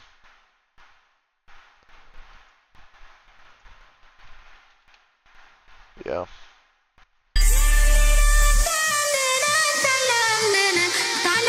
Let's make this more interesting in Fusion. Now, Fusion is a huge deal. Okay, guys? If I have to really salute DaVinci Resolve for creating this node-based system. This is really cool stuff. It does take a little time to learn, but in my opinion, it's well worth it. And honestly, you can learn this instead of After Effects. I'll just say that. Let's actually control space here. Go to glow. Add that. Now we have a glow effect, except this is over our footage, which is not what I wanted. Or is it what I want? We just have a happy accident. Yes, we did. So what clip am I changing here? I'm changing some other clip here. What I want to do is right-click on this, like say New Compound Clip, and then right-click, say New Fusion Clip. We can do it this way. And what I'm going to do is add some glow here. So I just added glow. Let's add a flicker effect as well. Flicker addition. You notice how the song started vibrating? Let's actually kill this with K. Kill this clip. So I decided I don't like this glow right here. Or actually, I kind of do. I just want this glow to transition into a glow. What we're going to do is actually undo this glow. Let's go back into Fusion.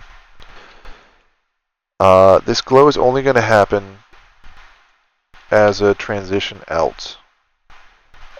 So let's actually make sure this glow size is 0 here. And I have to set my keyframes.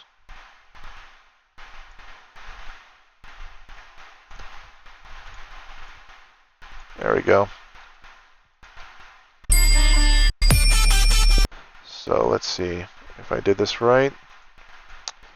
I didn't do this right. It takes some time to learn this node-based stuff. I'm honestly used to After Effects. So what we're going to do is just disable the glow for now. To all you Fusion gods out there, God bless you. I'm still learning from you.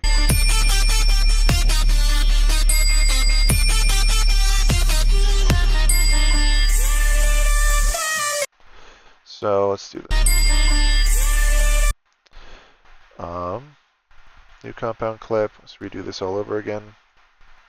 I am no master at Fusion by any means. Let's do it. Let's do glow.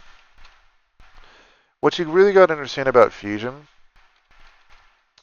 is that instead of a layer system, you have a node system. So imagine like a river flowing. That's how you get these effects actually added in one by one. You can do some really cool stuff that that's not possible with layers eventually. So we added a glow and then we added a flicker. So that's actually resulting in that sort of effect. So let's see what this looks like here.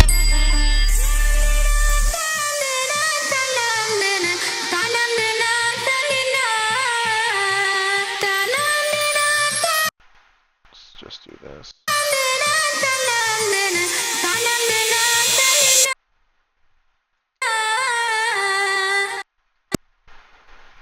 And then what do I want to do as like my last clip, maybe? The panther. Let's bring back in this panther and then close out the whole edit. Gotta put in the panther, right?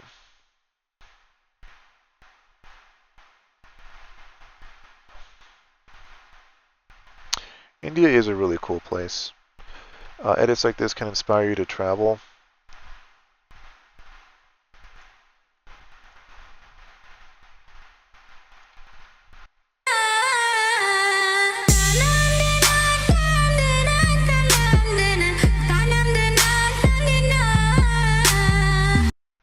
Let's actually do a reverse clip. Let me use my keybind. So I hit tilde, say reverse speed, and hit change.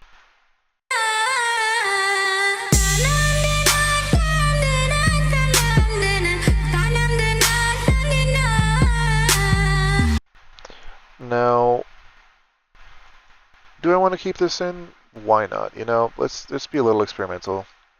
And then let me just put Editrance at the end, but in this same sort of flicker style, if I can.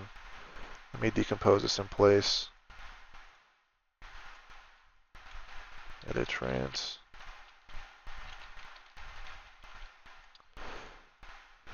Maybe I just want this. Let me center this as well. Did I just screw that up? Yes, I did.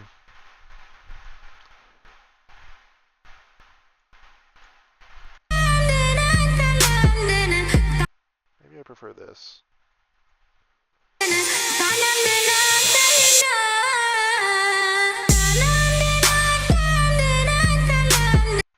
Why not make this flicker as well? Oops. Stop into Fusion. Glow. And we'll actually do some very basic color correction as well, just to show you what that's like in DaVinci Resolve. Flicker.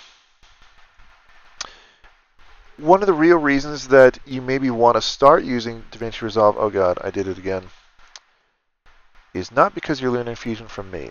It is because you're learning Fusion from somebody else. New compound clip. Now let's edit this. Glow.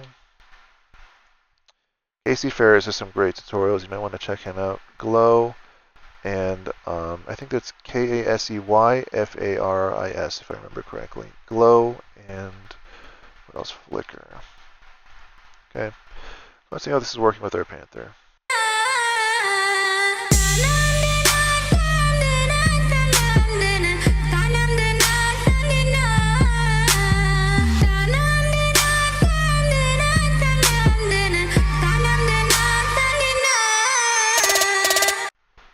Cool.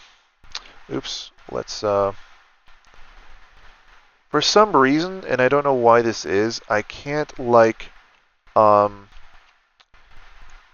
to playhead here without it ripple trimming. Or actually, did I trim to playhead here? No, I didn't. Actually, did I? I think I did. Okay, I was mistaken. You can ripple trim your audio tracks. I'm sorry, trim to playhead with your audio tracks just fine. Let's do a fade out here.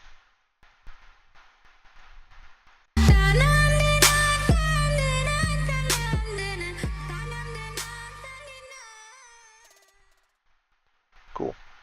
So what do I want to do with this? I'm not quite satisfied with this. What I want to do is go from a black and white version of this panther to a color version of this panther, or vice versa. So let's see what works. We are now in the color panel, or color page, I should say. And here you can do color correction. So what we're honestly going to do is grab this panther clip and make it so it's black and white. There we go. We're going to drop the color back in using a crossfade here. Video transitions, cross dissolve, sorry.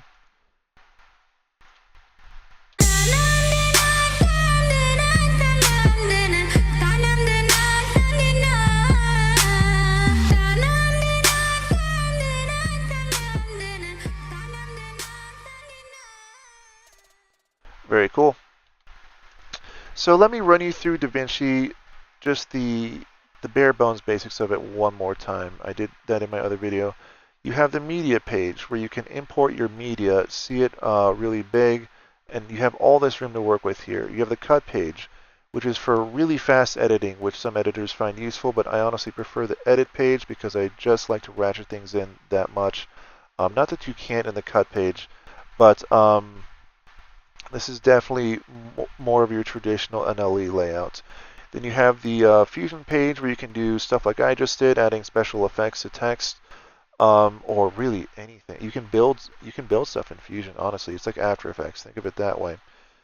You have your color correction, and I'm just going to go ahead and maybe play with this clip right now. I can sort of mess with the colors here. And this is a Hollywood level color grader. So let's actually do that, you know. Let's actually just pull the colors to something really weird, something really Editrance maybe. Let's change the offset maybe. Let's make sure this gets weird. Left, maybe we can put some purple. There we go. This looks like a crazy glow-in-the-dark panther or something now.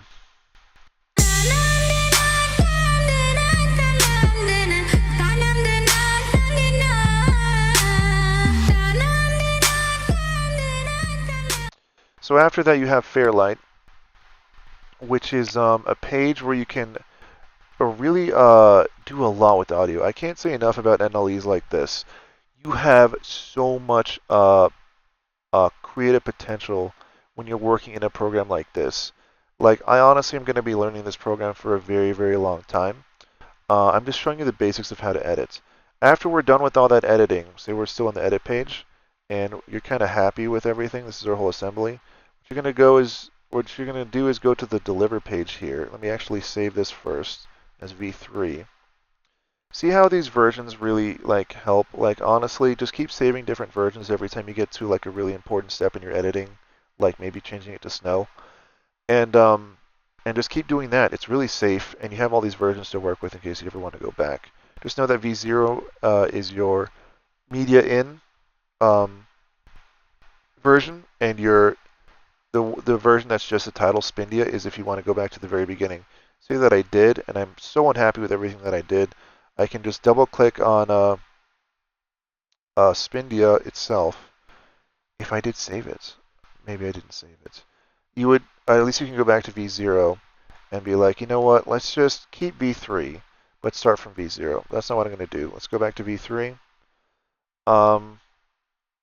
When I do make an alternate, say I do want to make an alternate, I go back to V0, Control-Shift-S, say Spindia Alt 1 V0.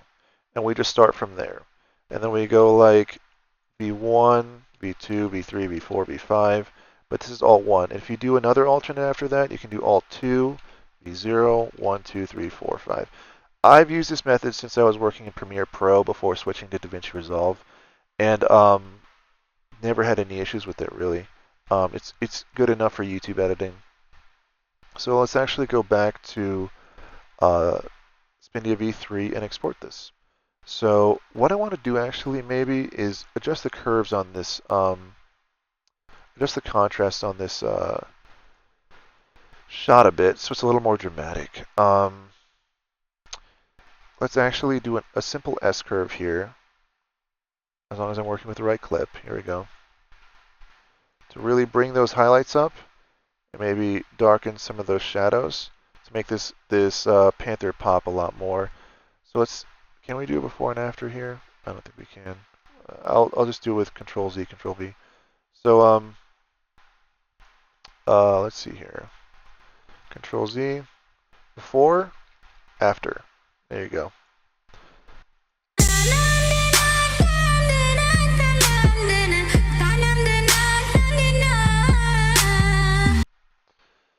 So maybe I want this glow to be purple to match the purple that's coming later. Let's go back into Fusion. Go to glow. I believe I can change the color. I'm not too used to this.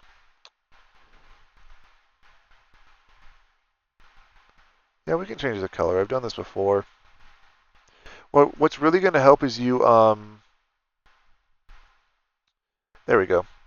What's really going to help is you following tutorials on how to do this stuff made by other users on YouTube. They'll be teaching you how to make a title. They'll be teaching you how to make an animation or some motion graphic stuff, and that stuff is really cool to follow along to. It's okay to use templates at first. Don't be terrified of Fusion. You know, just like hop in here, do some of this text stuff like I just did, and just really figure out how these nodes work.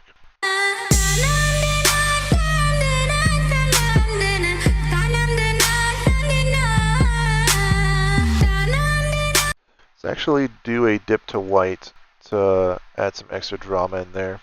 What am I looking for? Video transitions, dip to color, and make this color white. Maybe shorten this a bit. Except I can't do that. What I have to do is something more like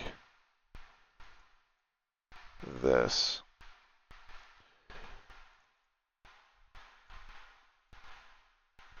I just generated a solid color, and we're going to do a crossfade to that instead, since it wasn't working before. Cross dissolve, sorry. Keep saying crossfade. Let's make sure that happens pretty fast.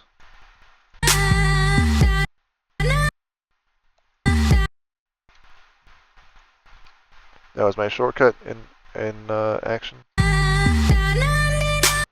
Yeah, that works.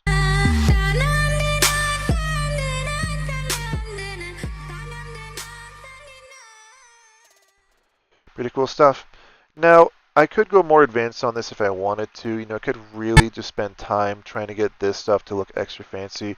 I might go to a YouTube tutorial for how to make a title that's really fancy here. But you know what? I'm just using the basics of what I know to create all this stuff. And you know, I can always go in here and make this yellow text look better. And if I wanted to spend extra time on it, let's actually pick a different font than Bodoni. Let's use a news type font for this.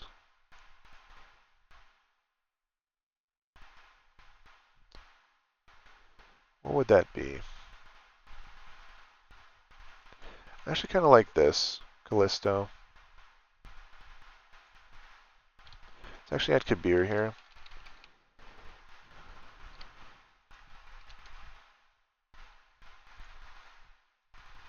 And let's export this. So let me save this as a new version, V4, since we made some pretty significant changes. go to the deliver page.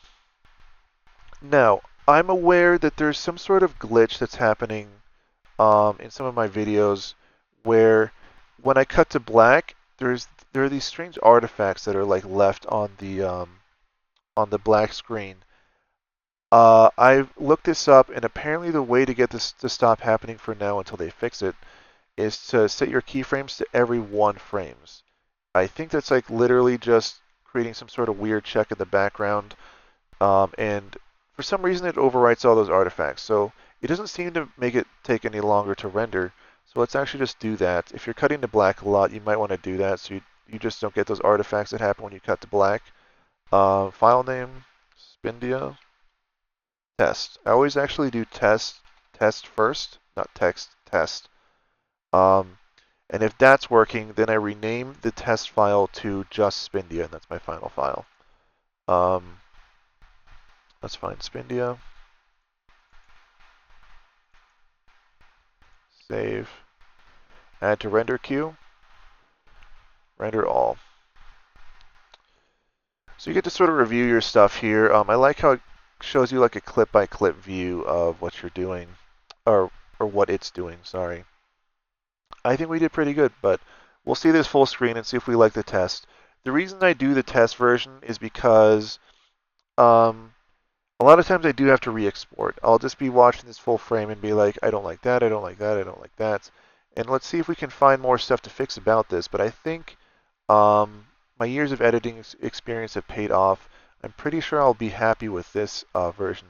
This is certainly not a bad version. I'm almost confident in uploading it right now. But I always give it the once-over in VLC Media Player. I just watch it full screen from beginning to end with an eagle eye to make sure that that we're good. So let's actually watch this carefully. Let's see here. All right, the end result of all our hard work. Let's see.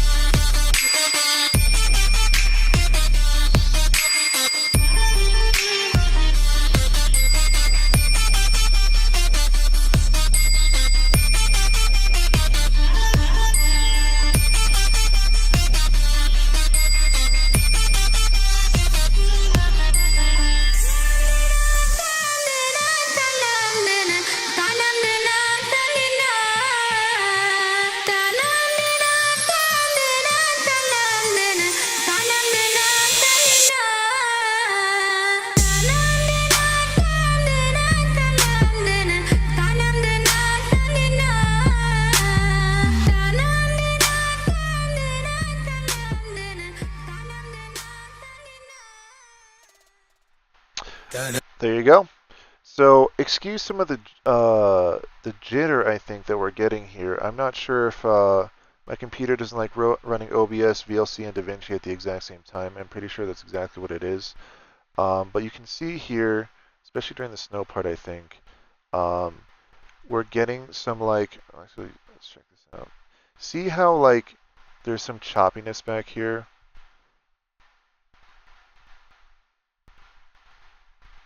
See that? Sorry about that. I uh, that might be the effect of just recording this in OBS instead of just having the original file by Dreamscape to work with. Um, whatever. Uh, this is a guerrilla editing, basically. You're gonna have to take an L here or there. You just can't have like absolutely perfect quality unless you go out into Nepal and shoot this yourself or whatever, or whatever that is, you know. Um, so I like it. I really like this edit. I honestly, if you've seen some of my other edits, you know that I maybe spend a bit more time on stuff like titles sometimes. So this is a little flat, you know, and so is this, the yellow text here. It's a little flat. But, you know, there are a lot of edits like this all over YouTube, and honestly, that doesn't mean they can't be really impactful. Um, Even if they're not really Hollywood grade. I mean, this is not Hollywood grade, um, especially with this fuzzy picture in the background. But you know, I kind of embrace this cheap look sometimes, just because I've seen some YouTubes and even some foreign YouTubes, I think, that are just really good. You know, even though they're kind of lo-fi. So they they they really capitalize on this love of the soundtrack, you know, and it that love of the soundtrack kind of overwhelms all these other little negatives that you can actually incur, like maybe making a sort of a little bit of a flat title here and there. Um, I do beauty photography all the time. These are stunning shots, you know. Like this is what you want as a photographer, a shot like this. Um, if you're shooting this footage yourself, what's great about this? Excellent depth of field. You call that bokeh in photography. Sharpness, like images can get a lot sharper than this, but what's really nice is the lighting here. The lighting is just absolutely gorgeous here. She's dressed well. Her clothes contrast. She's beautiful, obviously. You have something for her to do. And the snow's falling. So great shot. You know, what do I want to say here? Um, AI AI girls are really good. I don't know what it is. It's almost like they developed the hot chick section of AI first and left like the military stuff for later. That's Earth for you, I guess. So this footage, it works for an edit. It really does. It's not telling much of a story, but you know you can consider this a good kind of modeling type music video. It sort of transports you to India. Let's actually look at where we're coming from. Let's go back to generative gallery here.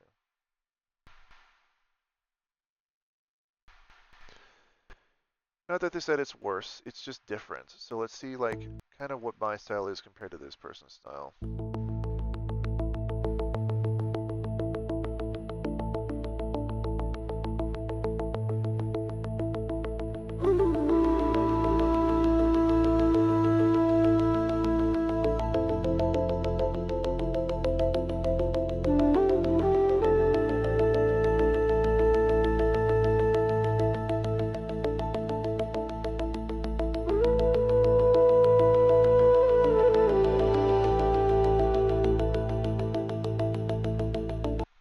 Very nice.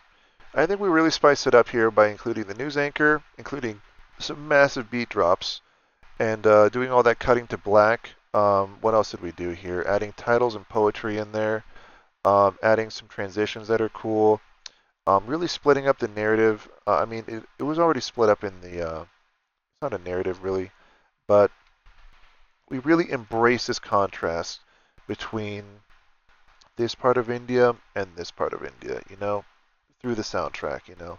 I doubt that really happens in the, we can check what happens in this version. So let's see when we switch to mountains if the music really accompanies that.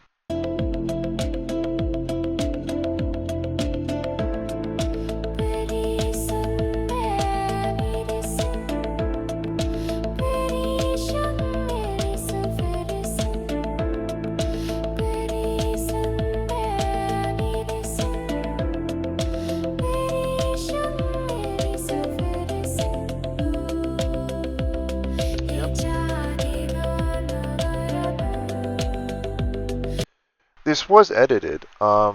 It seems like it was edited to the music. It's not as dramatic as what I was doing here. For better or worse, up to the audience to decide. I personally like what I did. I told you I edit very aggressively. We're already using music like this. Hold on, like this. Where is my beat drop?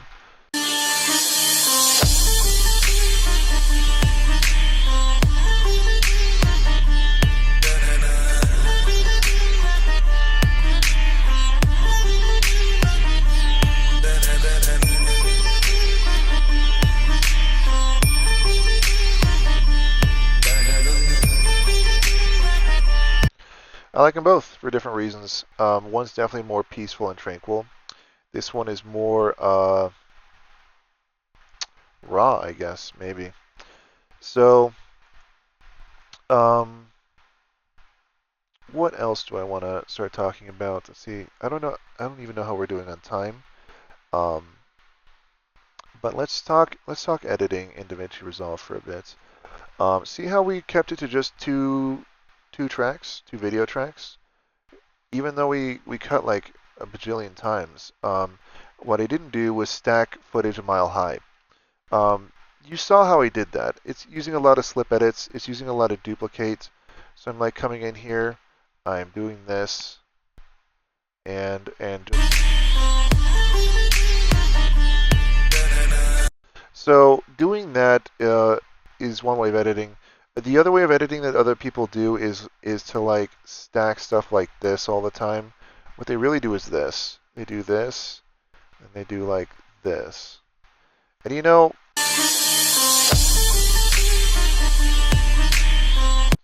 you can do that, and that's what a lot of Hollywood editors do, and that's perfectly suitable for Hollywood. But you know, my style works too. If you want to keep it to one or two tracks, just for your sanity's sake. So you just don't have to scroll up and down all the time, and try and find out what's not working in the ceiling when the floor's are also not working. Like you just have your clips, you know, it's just clip after clip, and if your clip's not working, you know.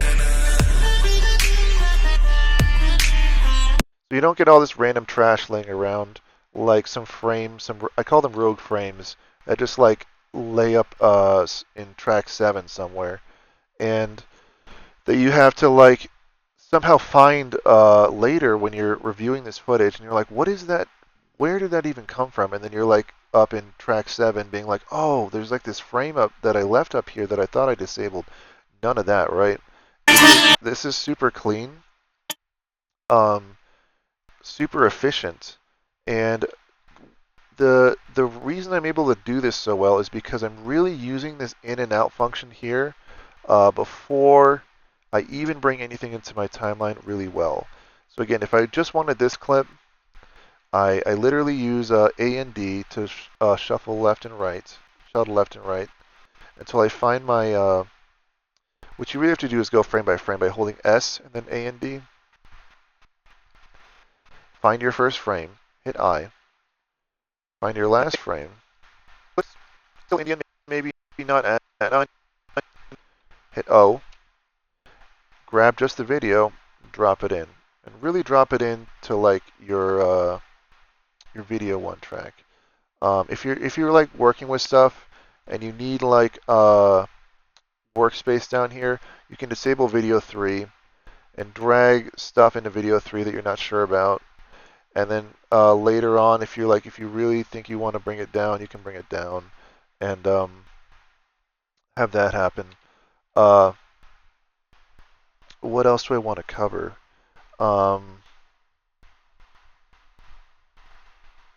Let's see here. Did we execute our concept? The answer is yes. Our concept was let's make an exotic Indian edit to trap music, and we totally pulled that off. Um, Looks really good.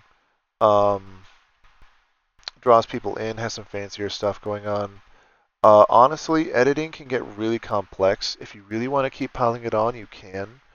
You can just keep doing all this really fancy stuff.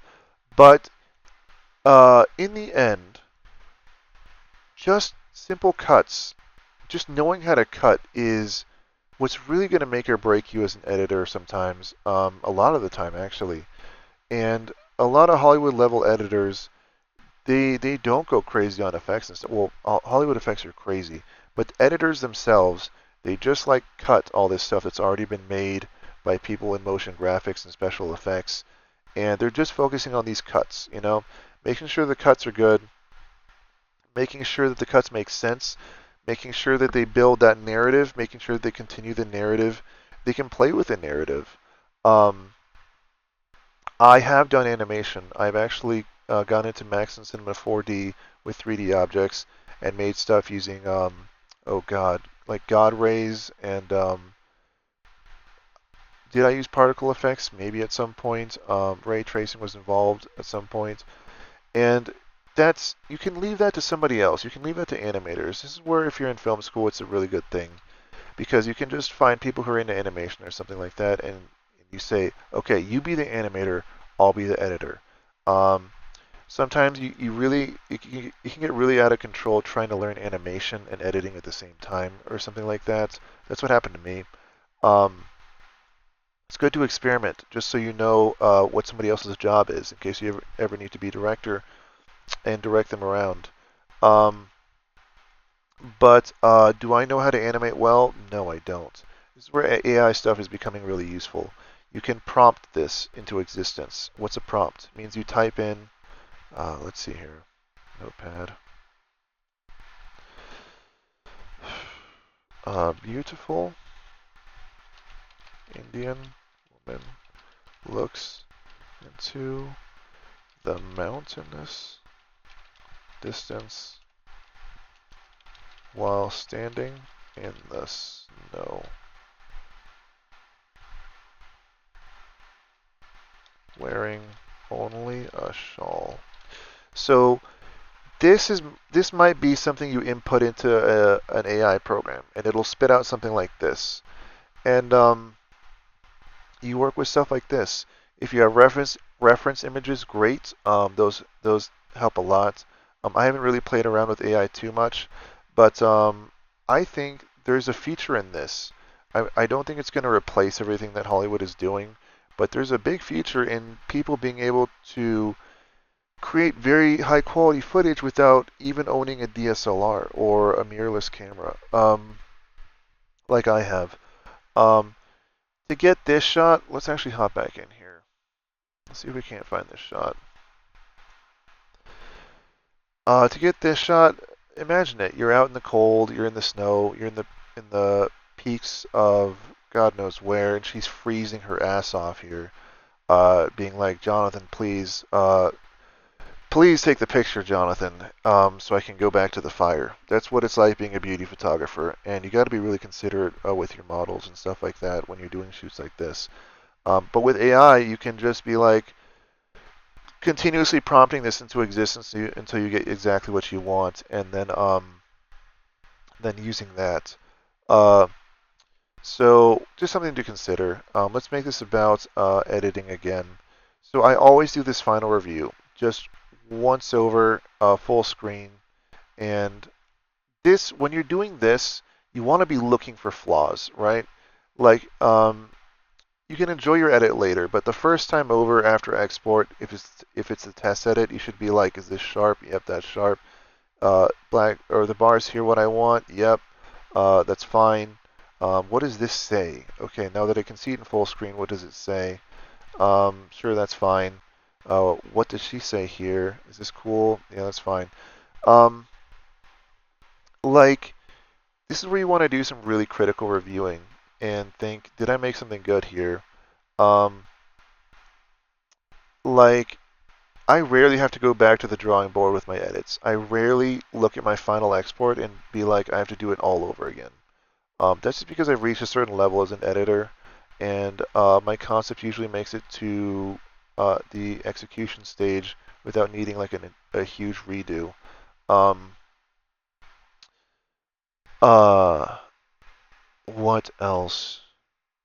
No artifacts. So, what do those artifacts even look like? Let me actually go to yeah, let's actually find this. I'm trying to think of like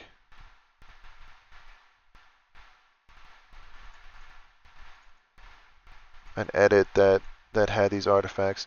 It's I'm sorry to say it is unique to DaVinci Resolve at this point, but I told you how to fix it. So let's okay, I can't find them. What they really look like is like if you just imagine like JPEG looking artifacts appearing in the middle of your black space as soon as you cut to black. Those have tended to appear for me. Maybe they won't appear for you. But if they do, the fix is go to the deliver tab when you export, set the keyframes to every 1 frames, and you're done. They won't show up again. Uh, so now that this is done, um, let's talk about what? What do I want to talk about? Um, let's see here. Let's talk about quality control. So I think this segment looks a little cheap, but you know what? I'll let it fly. It'll make it onto my YouTube probably. Um, but I'm doing other things than editing right now, and you can evolve over time as an editor, or you absolutely will evolve over time as an editor. But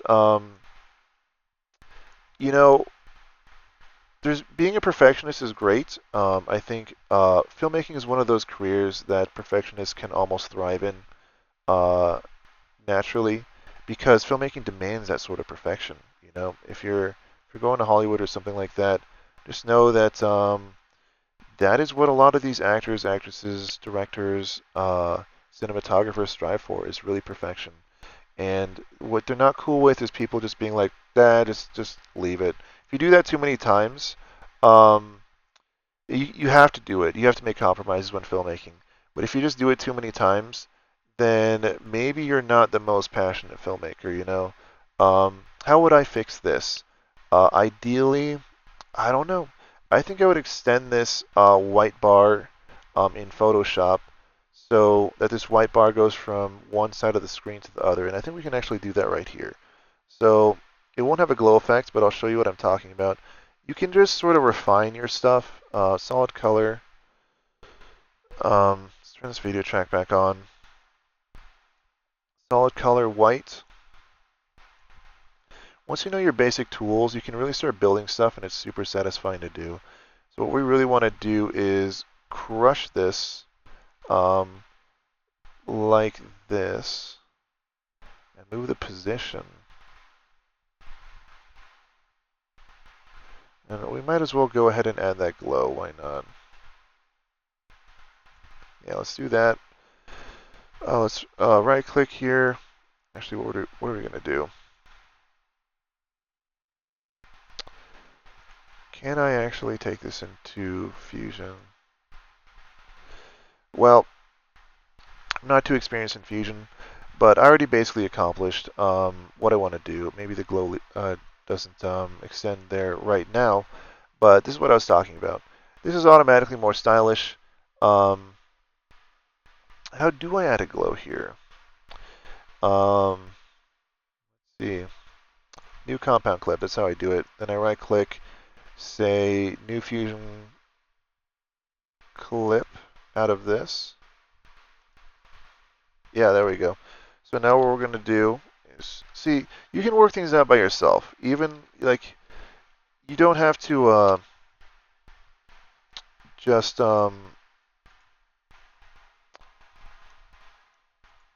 totally stress out, you know, thinking I'll never get this. I got it, you know. Except now it's got this kind of weird effect on it. Let's see how we fix that. Maybe I put this on top. Yeah, there we go. Fixed it. See, you can just work your way through problems, man. You have to do that a lot in filmmaking. Actually, I didn't fix it. What happened? I am seeing this. It seems like there's some sort of transparency thing. So what I can actually do is copy this. That's giving it a different effect. I think the two glows are interacting in a weird way. But if I wanted to work through this, I could. It's just going to take a long time. Not a long time, but some time. Let's actually use that time to talk about other stuff while we're watching our final edits. Let's see here. Spindia.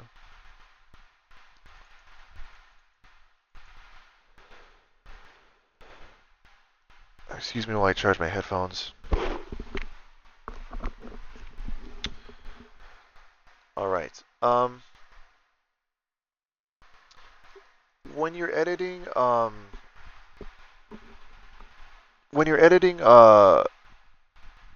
something with a lot of narrative, one of your main concerns is going to be is that narrative being held through the editing. And this is where Hollywood editors really thrive, you know. They're really used to thinking like this. They're like, so what is this story? Is this story who is this about? What is this about? And in this case, if I had to create a narrative out of this, I would maybe go with this throne lady. So how would I go about maybe making a narrative out of throne lady if we're going to do an alternate edit? So let's do Spindia Alt 1 V1. Let's keep the timeline. So maybe this throne lady would come first. Here.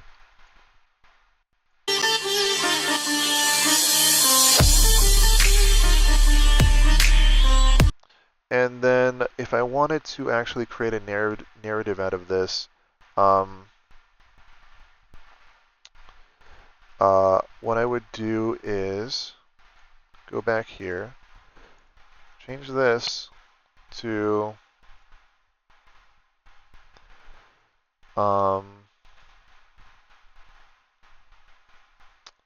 maybe like a teleprompter thing, and put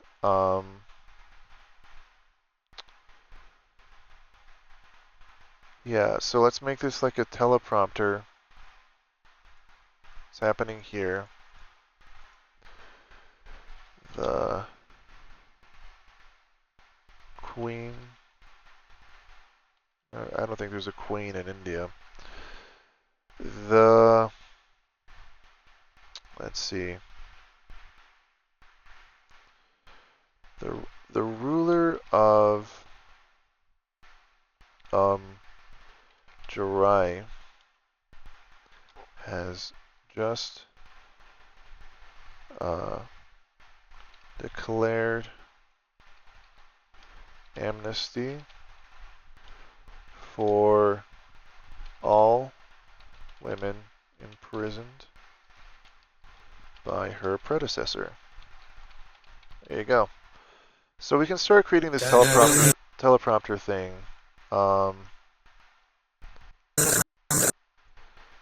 See how we do this. Now, something happened to my scroll effect here. We can just do this again.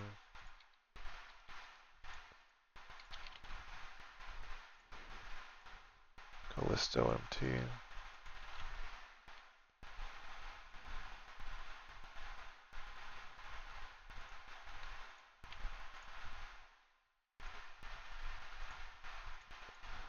Let's see here. So I don't have time to figure out why that other scroll title isn't doing what I wanted to do right now. But let's just roll with this.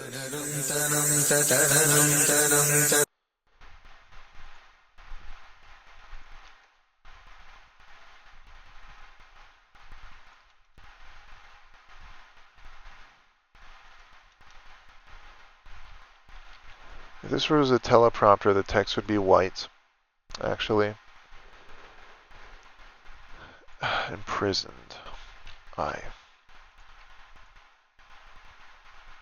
Something like this would be your teleprompter.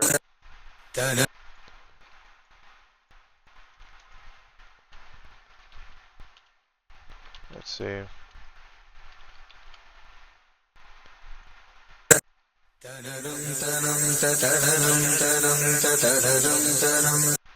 Then you can keep writing after this or something like that.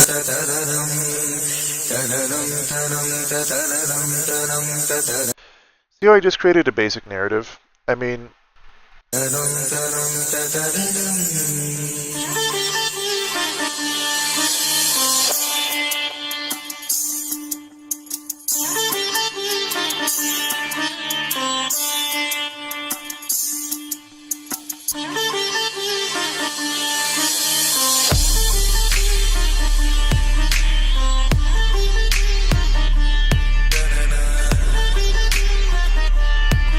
so what did I just transform this into?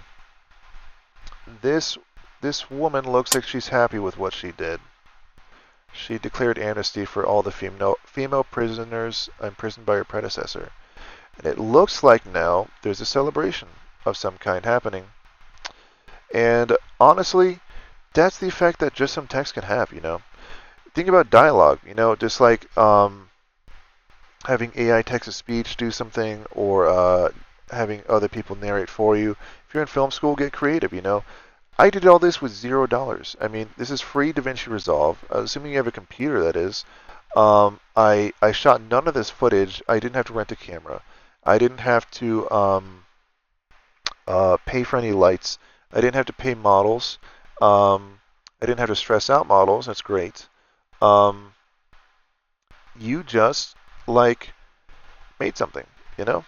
So AI is going in this direction, where you can honestly just start creating these sort of little stories, and they're just going to get more and more complex as time goes on, and that's some really cool stuff. So I think I'm going to close this video out right now. Hope you enjoyed this this tutorial on how I edit, and maybe how you want to edit some of your stuff for YouTube.